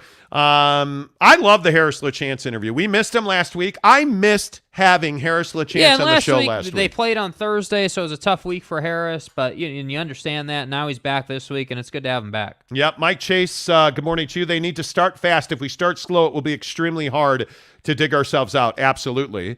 Brent Burnett says, hopefully BYU avoids turnovers, which I think they've done a really good job. They have. Yeah, they've done a great job with that. Jaren's really protected the ball well. Brent says, when I lived in Utah, Bradshaw Auto Parts had one. It was fun and loved it. Had one what? Ken? I missed it. Let's see. Use the fullback more. Well, he's got to be healthy. Yeah. I mean, that's, obviously they've had some issues with House. No doubt about it. Rhett Williams says, Harris, what up, my guy? Good to see you. Momentum always key. Look at Brent Burnett. Grab a shoe, not a guy. Exactly right. Exactly right. Ken Williams says, you learn in high school that you have a zone. The problem is relaxing and just playing and looking at the tendencies the offense is doing and stick to the game plan. Well, I mean, it's hard in a big game not to be jacked up. And that's why we talk about like mental focus, mental preparedness. Yes. You have to do your individual job. Mm-hmm. And if you, especially on both defense and offense, on the offensive line, you have to be assignment sound. You have to have running backs that complement what the offensive line is doing. Defensively, the linebackers have to have gap integrity. You have to fill. And if you're not going to do that, you're going to get beat in the run. Yeah. There is no doubt about that. NY Jazz fan says Maximus. Yes. Yeah, I'm telling you, BYU fans, you got to chant it. You have to do that. There is no doubt about that. NY Jazz fan says they also need to hit the holes full speed and quit trying to dance back there. Agreed. Drag people behind them, Algier style. Yeah. Much better interview than the last one. Monty is a good interviewer. Thanks, Tom. I thought Max was good yesterday. Yeah, I agree. Max Tooley was excellent yesterday, I thought. Jansen says, my girlfriend makes me watch The Bachelor. I feel for Harris. There is some of that give and take. Like, you want to watch football? Hey, dude, watch Downton Abbey first. Watch Finding Your Roots on PBS. That show sucks. But I watch it to watch football and basketball. What now? Let me tell you what now. Let me tell you something, my man. Mrs. Monty does not enjoy the NBA. She does not. Oh, wait, what's that now? And you know that you enjoy finding your roots. I do like finding my roots. I go and look for them often. Hey, Claude. And I plant trees and I look for my roots because it's my tree. That's exactly, I like finding Right, my roots. right. Right. You know you enjoy it. I don't guys need to watch want The Bachelor. kick it, we'll flow. You know that show is very interesting. The Bachelor? It's not No. interesting at all. Finding Your Roots. I love that show. On PBS. Oh, the show Finding Your... I thought you meant like... Oh, I see what you mean. Babe. All right, let's Babe. move on. I do like that show. It's not a bad show. Yeah, don't lie. Depends on who it is. I just... Depends on who it is. Right. I really let Whatever. the guy that wears the hat, Pharrell, the singer, the guy, Okay, yeah. he was really good on that show, I thought. Okay. He was really good. Okay. Brett Burnett says babies are fun. I had one. Rhett Williams says, let's get Freeland and Harris on the same side. H-Town boys. Yep, there you go. Special teams, Kurt Meyer says, will be a major part of this week's game. I agree. I don't disagree with that. Just like Football 50 is a major part of this show, 10 of the hour, every hour. We bring you the biggest stories in football. Now, Aaron Rodgers is arguably the best quarterback in the NFL. And one of the things that they have struggled with is that, every time you reach over, you change the setting. Anyway, Aaron Rodgers is one of the best quarterbacks in the NFL. Do we need Odell Beckham Jr.? Odell Beckham Jr.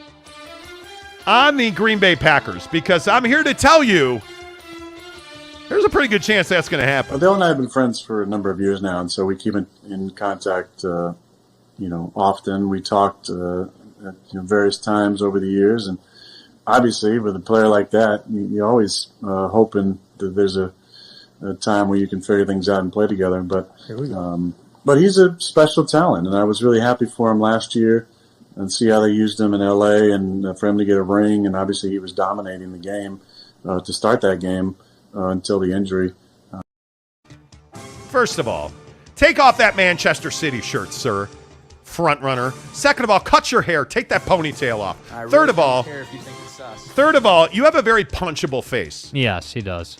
Anyway, fourth of all, Odell Beckham Jr. is probably joining the Packers. He's doing this tour, and now we find out that A-Raj, Mr. Ayahuasca, and Odell Beckham Jr. have had a long-time friendship, and they talk on a regular basis. I don't want to hear that. That would be bad. The good news is the Packers have really crappy young wide receivers right now who tend to drop footballs in the end zone. Yeah. That's very good for the NFL. And the Bears. Okay. Don't start. What? Justin Fields is a bust. He's not good. So why would you bring him up? Why would you hurt me like that? I'm just saying it's good if the Packers are bad. Like, I changed your diaper as a kid. Did I ever leave you sitting dirty? Yeah. Were you ever riding dirty for days at a time? No. Yeah. So why would you bring up Justin Fields? Right. The point is, Odell Beckham Jr. in a Packer uniform makes a hell of a lot of sense. With him there, that's a Super Bowl contending team. Without him there, they're probably not. That makes a lot of sense. If I'm Odell Beckham Jr., I'm either going back to the LA Rams, who need him desperately, or I'm going to the Green Bay Packers. And I'm probably going to the Packers. Yeah, I mean, I think that he's a free agent. He's going to go to a team that he can win.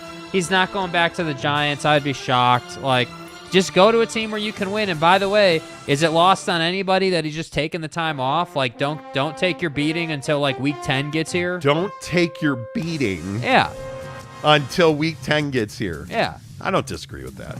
I don't. I disagree with Jerry Jones on just about everything, including plastic surgery and salt, lots of salt on McGriddles. Why? Right. Are you doing that? But he also said that Dak Prescott cannot currently grip a football, which in my estimation means that the Dakinator's not going to play this week. Yeah, I don't understand why this continues to be a conversation. Nothing on the Dakinator. What do you want me to say? You just told me to stop talking because you changed my diaper as a kid, which is completely irrelevant. No, I could have just not changed your diaper and let you run around dirty, right? I guess. That's kind of what the Bears do to Justin Fields. Wow. Again, why? Why? We were ready to rip on Jerry Jones. We were going to be negative in tandem about the Cowboys. And anyway, Jera says that Dak Prescott will not be able to play this week because he cannot grip the football. My question is, why did you pay him that much? B, why are you rushing him back when Cooper Rush is clearly playing very well at quarterback and you're winning games? Yeah, I think that it's silly. I think that there's no reason to rush Dak back. I think you're fine. The problem is Jerry wants to say they're a Super Bowl team every year, and they're never a Super Bowl team, and so it's just a weird thing. Like, I feel like the Cowboys are going to be good once Jerry moves on. So you're saying once he's dead? Yes, once the mosquito circumciser has passed away, we'll be fine. Once the mosquito. The mosquito. You said mosquito. Get it right. Yes, the mosquito. Jera prefers mosquito. Right. Do you root for the Cowboys on a weekly basis at all? No. Like, where are you at with the Dallas Cowboys? No, I expect them to lose every week. You do? Yeah. Josh Levin correctly points out that Geno Smith is the NFC Offensive Player of the Week. That's great. Here you go. Wow. Boyd Lake says, is Cooper Rush Dallas's Baylor Romney? Wow. Oh, he could be. He could be. Gerald B. Joneson, my Jazz fan, says, okay.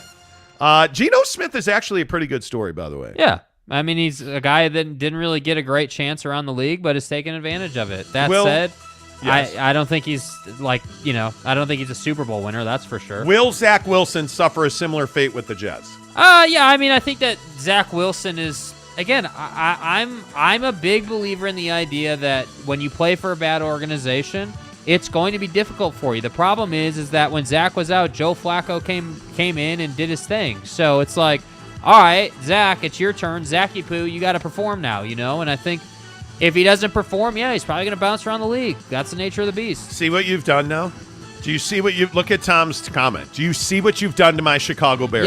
Yes. Justin running around dirty fields. Yes, at Arlington Park. Thank you. Caleb think that's funny. It's not. No, it's not funny. It's not funny.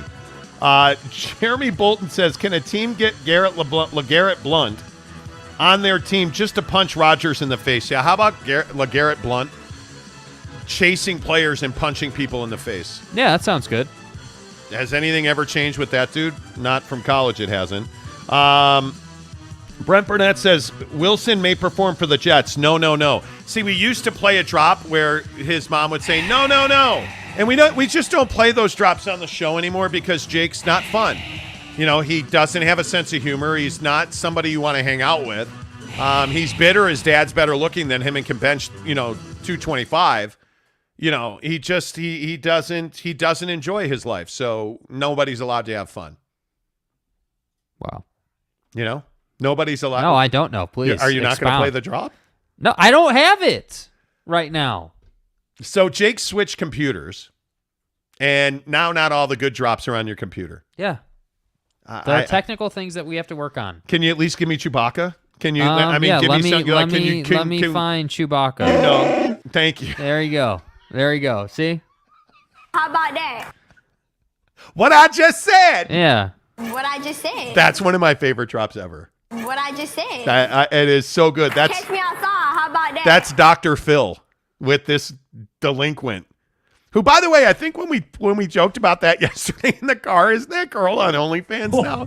Like, her 18th birthday was sometime recently. Right. And I want to say TMZ or somebody had a story, and this is months ago now. She turned 18th, and for her birthday, she opened an OnlyFans account.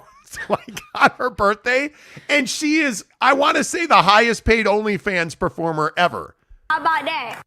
Like, talk about catch me outside. We get it. Okay. How about that? We get it. Jesus. This is your fault. Do not blame after the show. I don't want to hear. My fault. I don't want to hear. Like, look, this is your fault. You're an asshole, and you treat me poorly, and you talk about poopy diapers. Well, I don't want to. This is your fault. No one's going to disrespect me. That's not my fault.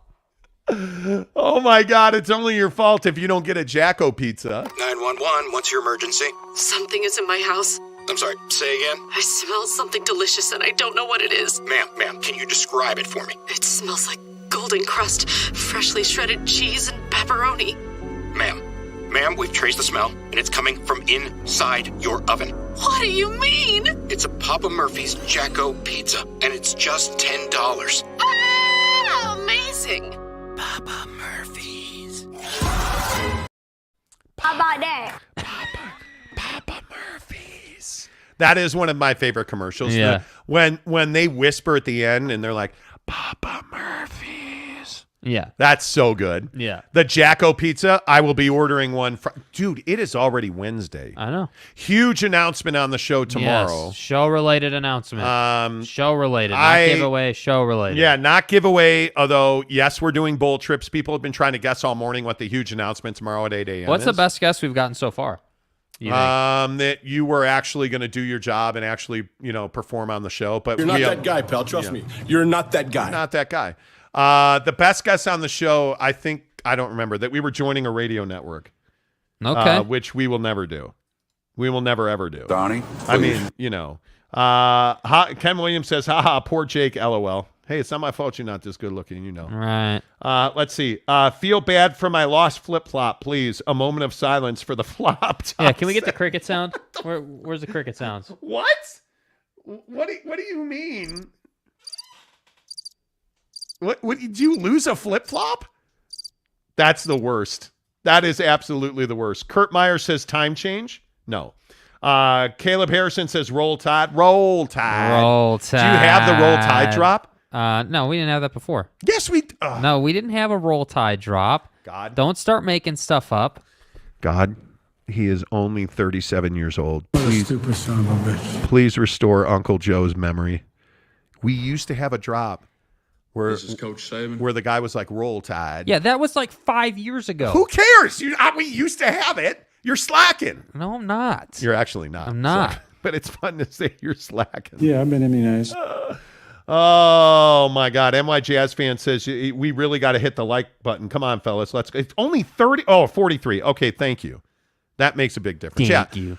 What the like button does, and the reason I would ask all 118 of you to hit the like button if you haven't, is it puts it on display for people who see you, and then it puts it into YouTube's algorithm. So when you hit the like button, it says, oh, Jimmy Jack liked this video. Maybe this guy will like this video. So it pushes the video out. We get more views. We get more people that subscribe to the channel. That's more giveaways for you. Yeah. Everyone benefits.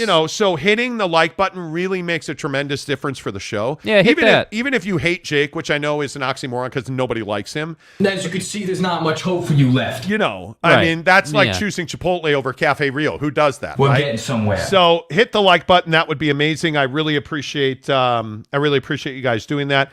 Boyd Lake says the like button is a signal to YouTube so they will recommend it to others in the demo. Yes, I agree with that. Thank you. 42 likes. Gotcha. Thanks. Going to get my license. Going to license the show to some radio program. Better not be national and ruin why I love this show. Tom? Okay, you guys. Yeah, lay it out. Listen, we are never, ever going to sell our souls. It's not happening, bro. That's not what this show's about. I'm going to say this again. We have I don't care what anybody tells you. I want you to listen to me. It doesn't matter. We are always going to be independent. We have been asked by every group in town to do our show on the radio. Legit. We have said no every time. People have asked us routinely, well, hey, why don't you do your live stream on our website? We're not doing that. Hey, why don't you guys do your live stream as a radio show on our station? We're not doing that. Come on, man. We are independent. We are never going to be bought lock, stock, and barrel by anybody. And we're not going to do this show on the radio. Do not ruin the show, New York Jazz fan. That's right. That's what I'm saying. So we appreciate everybody that likes the show. And yeah, we will. Carlin Lefevre says, got to be a new studio. Think bigger. Think bigger. Bigger. Think bigger. Bigger. And yeah, sure. There's absolutely a new studio coming thanks to our friends at Wayman Brothers Construction. Make sure you find our friends at Wayman Brothers Construction. They are phenomenal. 801-654-1028. Wayman Brothers does work in my house all the time. They built a deck for me. They built a hot tub pad to go around that deck. They are working on a super secret project for us that we will announce tomorrow. But you cannot put enough value in the trust that you have for your contractor. And it is so hard to find a contractor you trust and like. Wayman Brothers Construction is it. Don't go anywhere else. Don't look any further. That's absolutely the way to go. Wayman Brothers Construction. 801-654-1028. Wayman Brothers Construction. Jacko Construction. I'm for real. Wayman Brothers Construction is the way to go. 801-654-1028. Okay. So Mrs. Monty is tied up on calls. So do we wait to talk about the Roto-Rooter till tomorrow? I guess. Or do we just talk about it anyway? What do you I don't know. What are the comments saying? What else we got in the comments here? Let's see. Bringing in more talent for another show. No. Although that is a possibility down the line. Caleb Harrison says Victor Wembanyama construction. Yes. Yes, absolutely. Yes, correct. My Jazz fan says Wayman Brothers so good they built the Field of Dreams and they did come. Well, let's be careful with our language, please. Thank you. Yeah, it's a family show. You know, this is a Brent Burnett says Giselle on the show. No, wouldn't it be Margot Robbie on the show for you? Look at that look, dude. That's like the death stare. No, that is the hey baby stare. Dude. Isn't it? That's Margot Robbie. Yeah, dude. Hotter Giselle. This Giselle or that Giselle? Oh, come on. This Giselle or that Giselle? Because I'll drop that motherfucker. This Giselle or that Giselle? Or that Giselle? I'm a huge fan. I'm a huge Giselle fan. We get it. I'm all about that. I am all about that. Brian Clegg says a family show, slap of the forehead. Exactly right.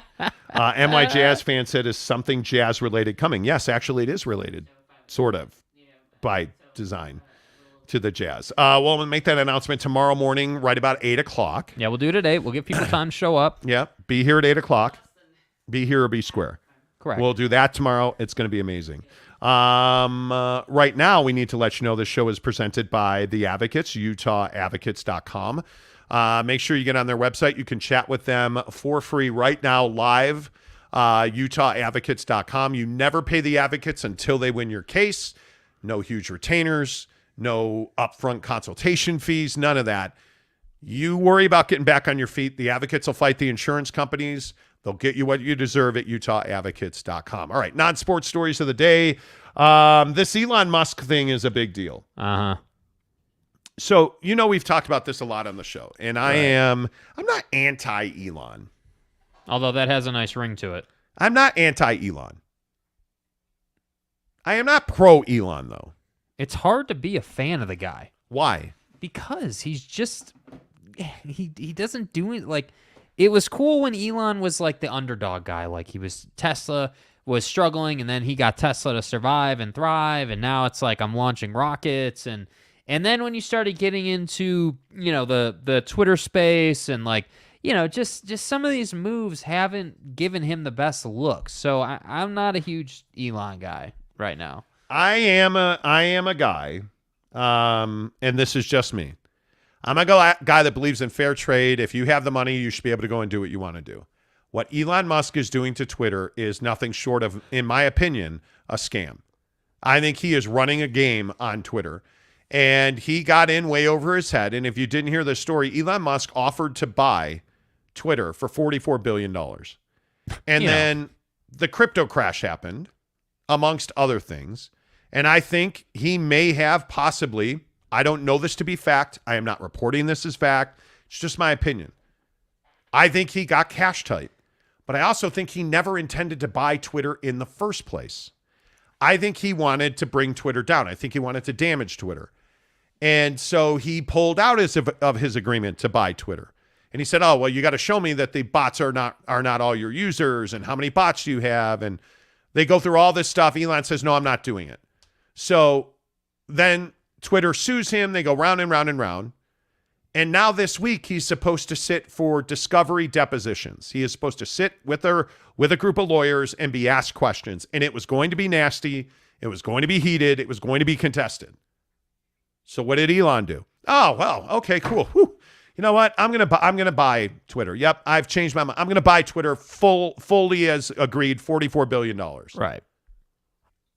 But you have to immediately cease any legal, efforts against me. All lawsuits have to be stopped. No depositions, nothing. Have to be stopped. Then I'll buy the company. And it's like, is this just a game? Because that's what this feels like. Yeah. Elon does not want to go through discovery. He does not want to.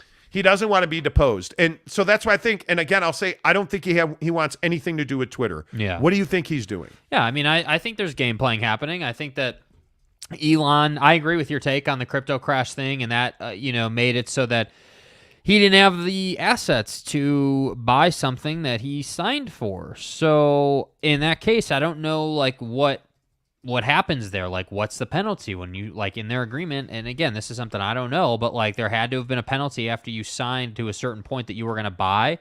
Hey, if you back out of this, you're paying a certain amount of money to cancel the deal. So to me, it was all right, if he was cash strapped to a certain extent, was he too cash strapped to pay the fee to cancel the deal? Because I agree. It didn't seem like you were head over heels to buy Twitter. It's not like the guy said, yeah, I got to buy Twitter because, we got to, there are major changes that need to happen to Twitter that will make it a better place, and I just feel so inclined to be that person. How does this end well? Because here's the other thing.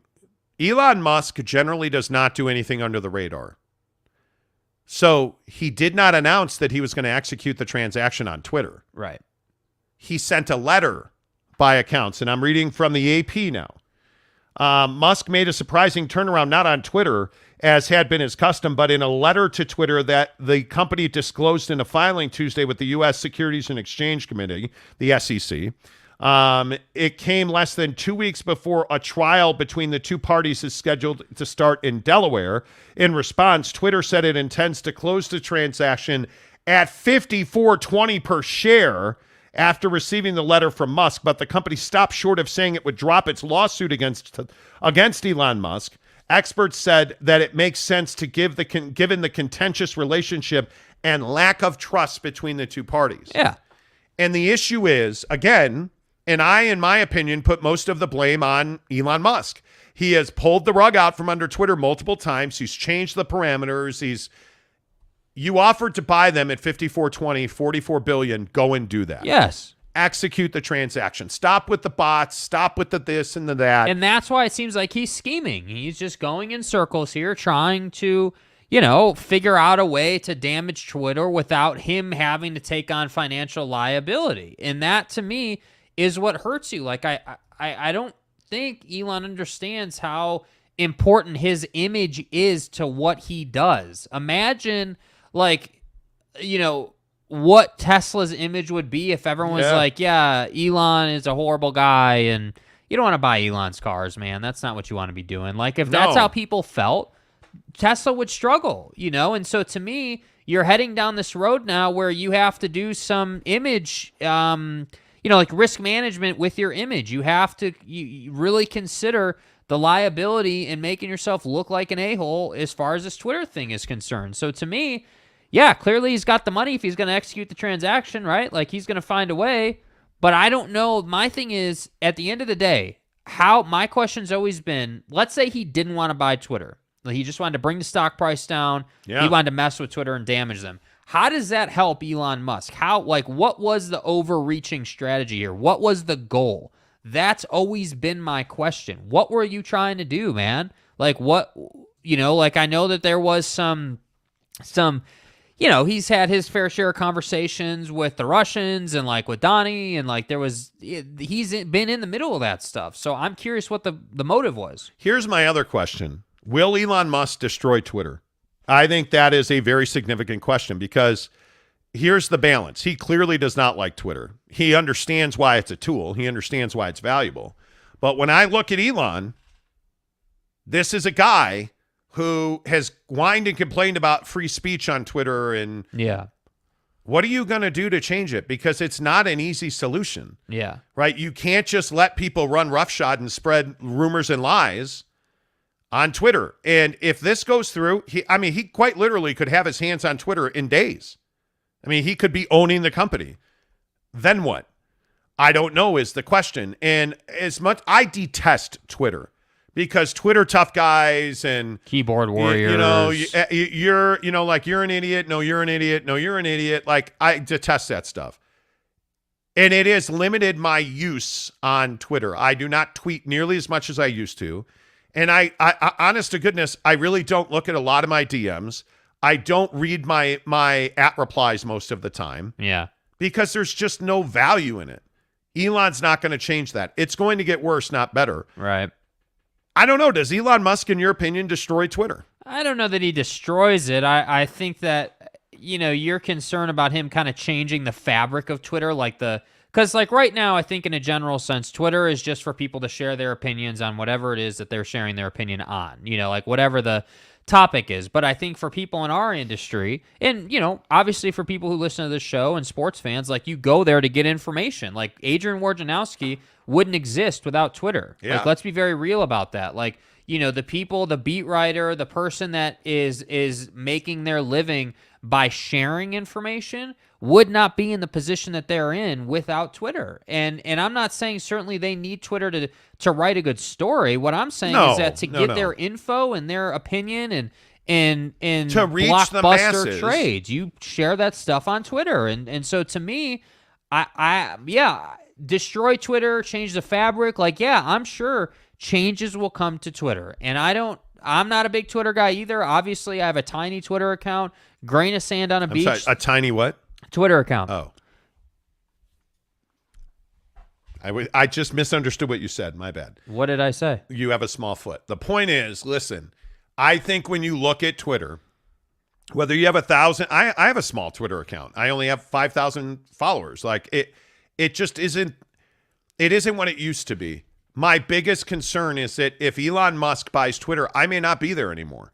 I just think that it can only go one way, in my opinion. I don't know. I look at the way he's run Tesla. I don't love the things he's done. That's just me. Look at Lopes fan Gabe. If Elon buys Twitter, I'm probably out. Yeah. To be honest, I'm probably out too. I'll just have to wait and see. Eric C says, I just made it. How's Monty Town doing today? Pretty well. Pretty good, Eric. Appreciate you, bro. Pretty well. Appreciate you. Pretty well, man. Alex Chacon says, they all cry about free speech on social media, but dumb Donnie Truth Social has the exact same rules. Yeah, and that's the thing. You can't. The thing that you find out very quickly when you try to take over something like Twitter is when you're the owner of Twitter, your liability goes through the roof. Yeah. Because if you allow guys, from what we saw on January 6th, the election stuff, all of the instability that's been sown into our society largely started on Facebook many years ago and just has grown, and it's a plague. You have to have a way to police people. So every platform, including Donald Trump's Truth Social, which, by the way, I think he's learned the hard way. It's been very difficult to get Truth Social off the ground and gain any traction. The hard part is you wind up banning people. Yeah. And what the hard part on Truth Social is, they're banning people who are not like-minded. And that's something that Twitter's not able to do. That's the issue. You have to have terms of service, and you have to stick to those terms of service. And when you don't, what happens? You wind up getting whacked for that. You get sued.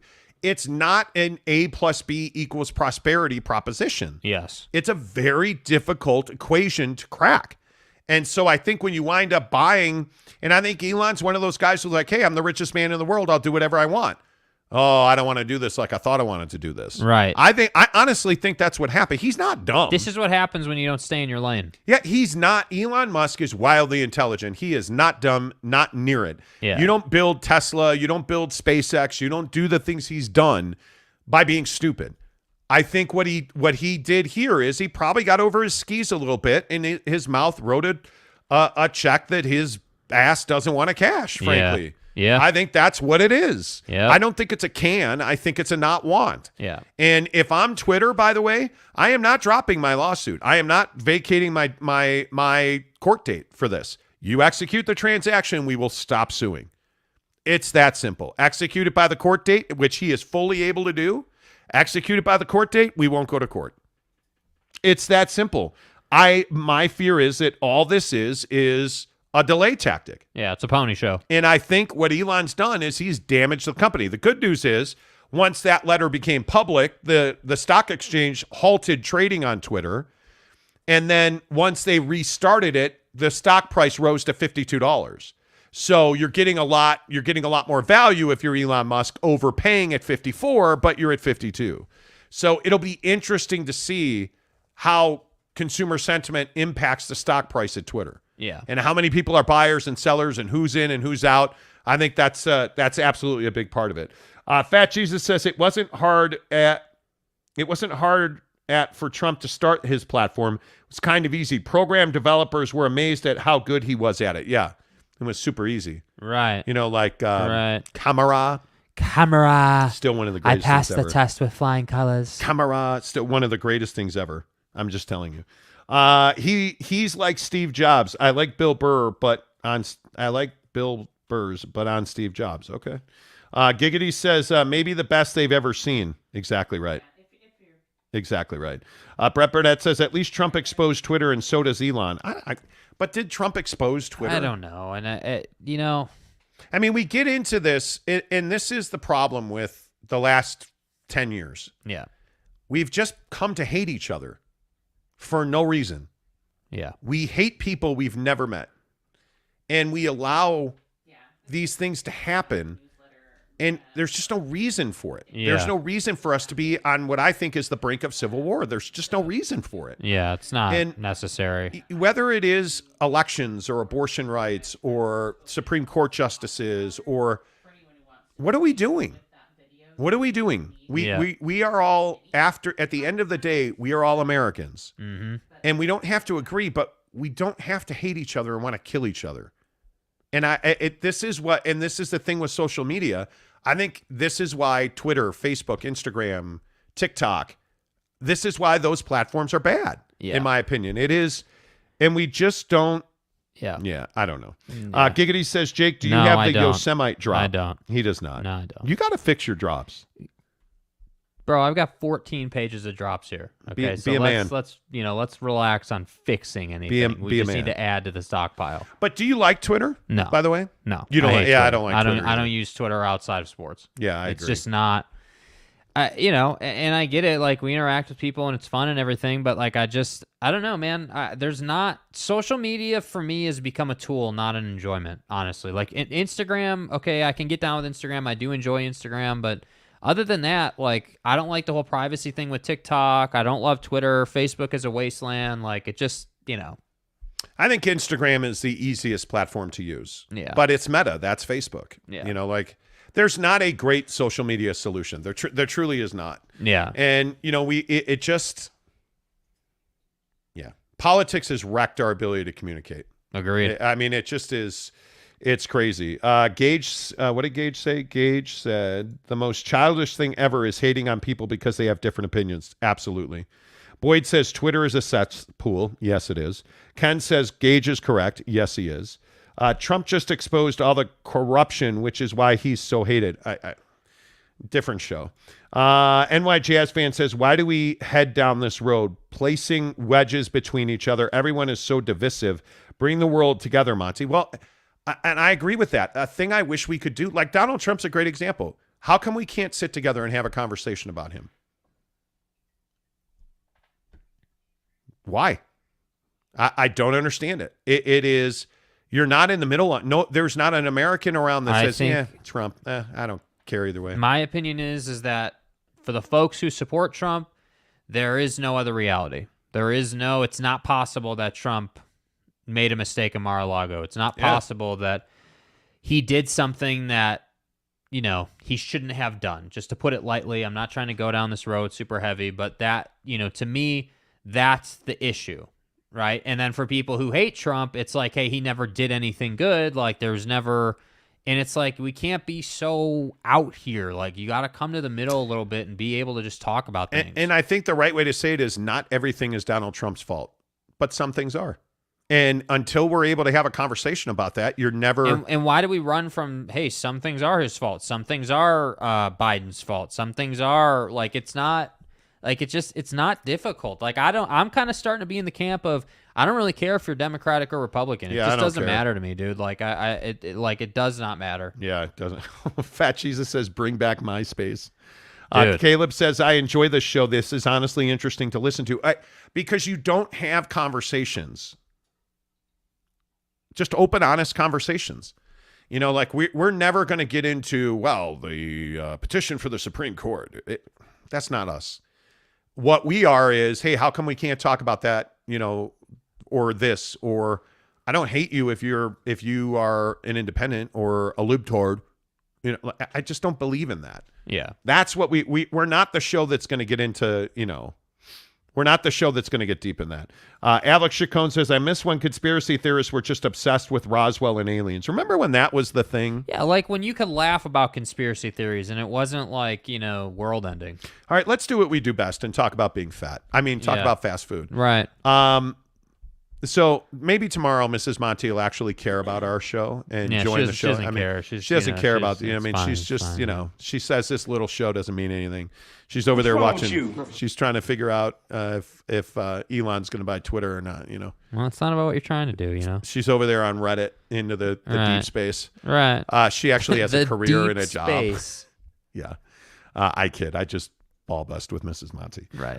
Anyway, point is, speaking of getting fat. Yeah. We went to McDonald's yesterday, and we missed breakfast by 2 minutes.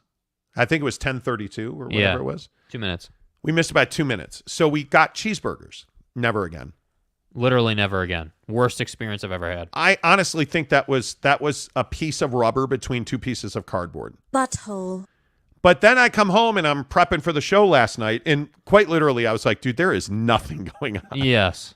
Thank God for the G League Ignite, right? And so I'm looking for non-sports topics, and I see that McDonald's is now offering Happy Meals for adults. And I'm like, damn, we got to go back. No, we don't. No. It's our Happy Meals for... Do we need toys as men? Do we need toys to be convinced to go eat at a fast food restaurant? I guess. McDonald's is playing on heartstrings here, man. They're playing on my generation and your generation's, childhoods, So... Yeah. I don't know. I think that it is. Yeah, I don't know. I'm not a big McDonald's guy outside of breakfast. We're having quite the debate in the comments. Boyd Lake says politics ruins everything. I don't disagree with that. New York Jazz fan says all politicians are dirty. Lesser of evils should be selected and choose those who promote your class, not your race, culture, demographic. Elect Ainge and trade them all. Exactly. Tom Basilius says, no politics or religion at work. Jeff Johnson says, I'm a libertarian, and I get heat from both sides because I refuse to pick one. That's the way society is now. That's exactly right. I don't think that that's unfair, man. I just, Yeah. Caleb says, this past election was whack, bro. It was. It was. Oh, Caleb, that's my guy. By the way, Caleb, little known fact, though. What? Little known fact about Caleb Harrison. What?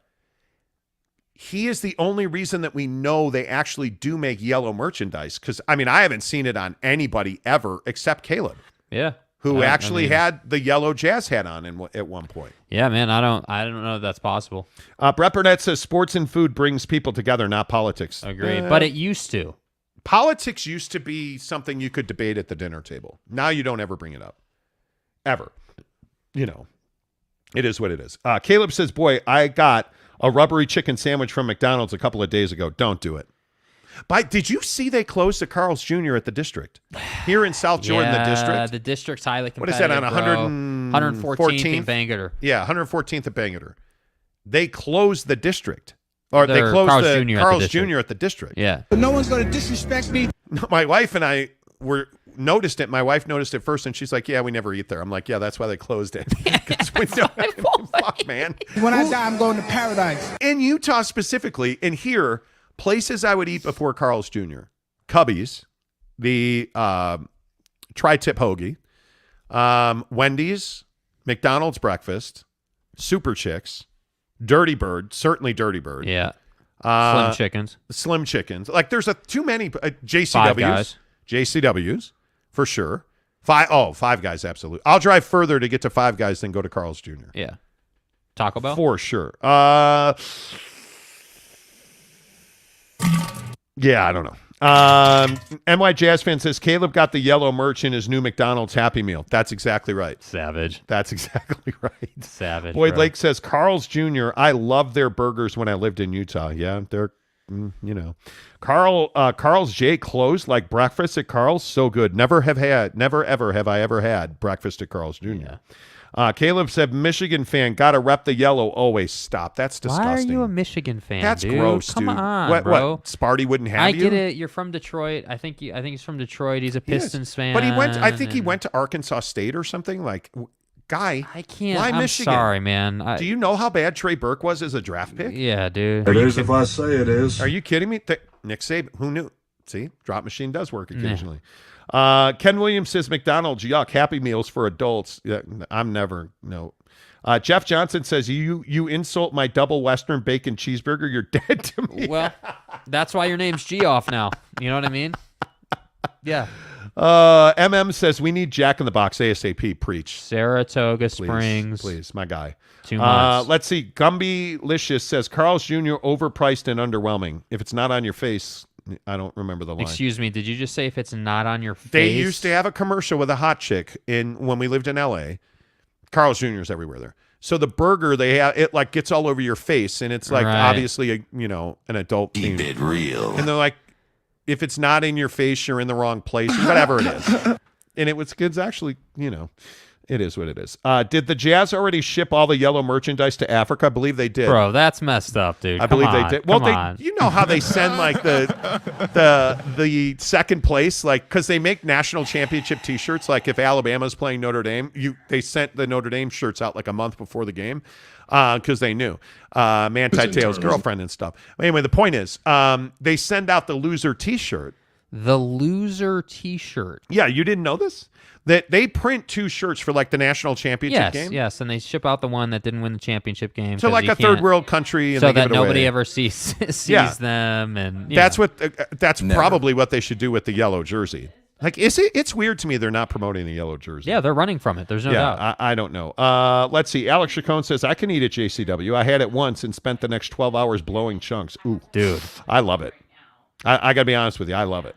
Talking with Raphael podcast on the New Skin Radio Network. Fab Five is my favorite NCAA basketball team. Stop. We're not doing this. We're not doing this. Please. Do not encourage Caleb. Please. Like for instance. Yeah. No, Chris Webber.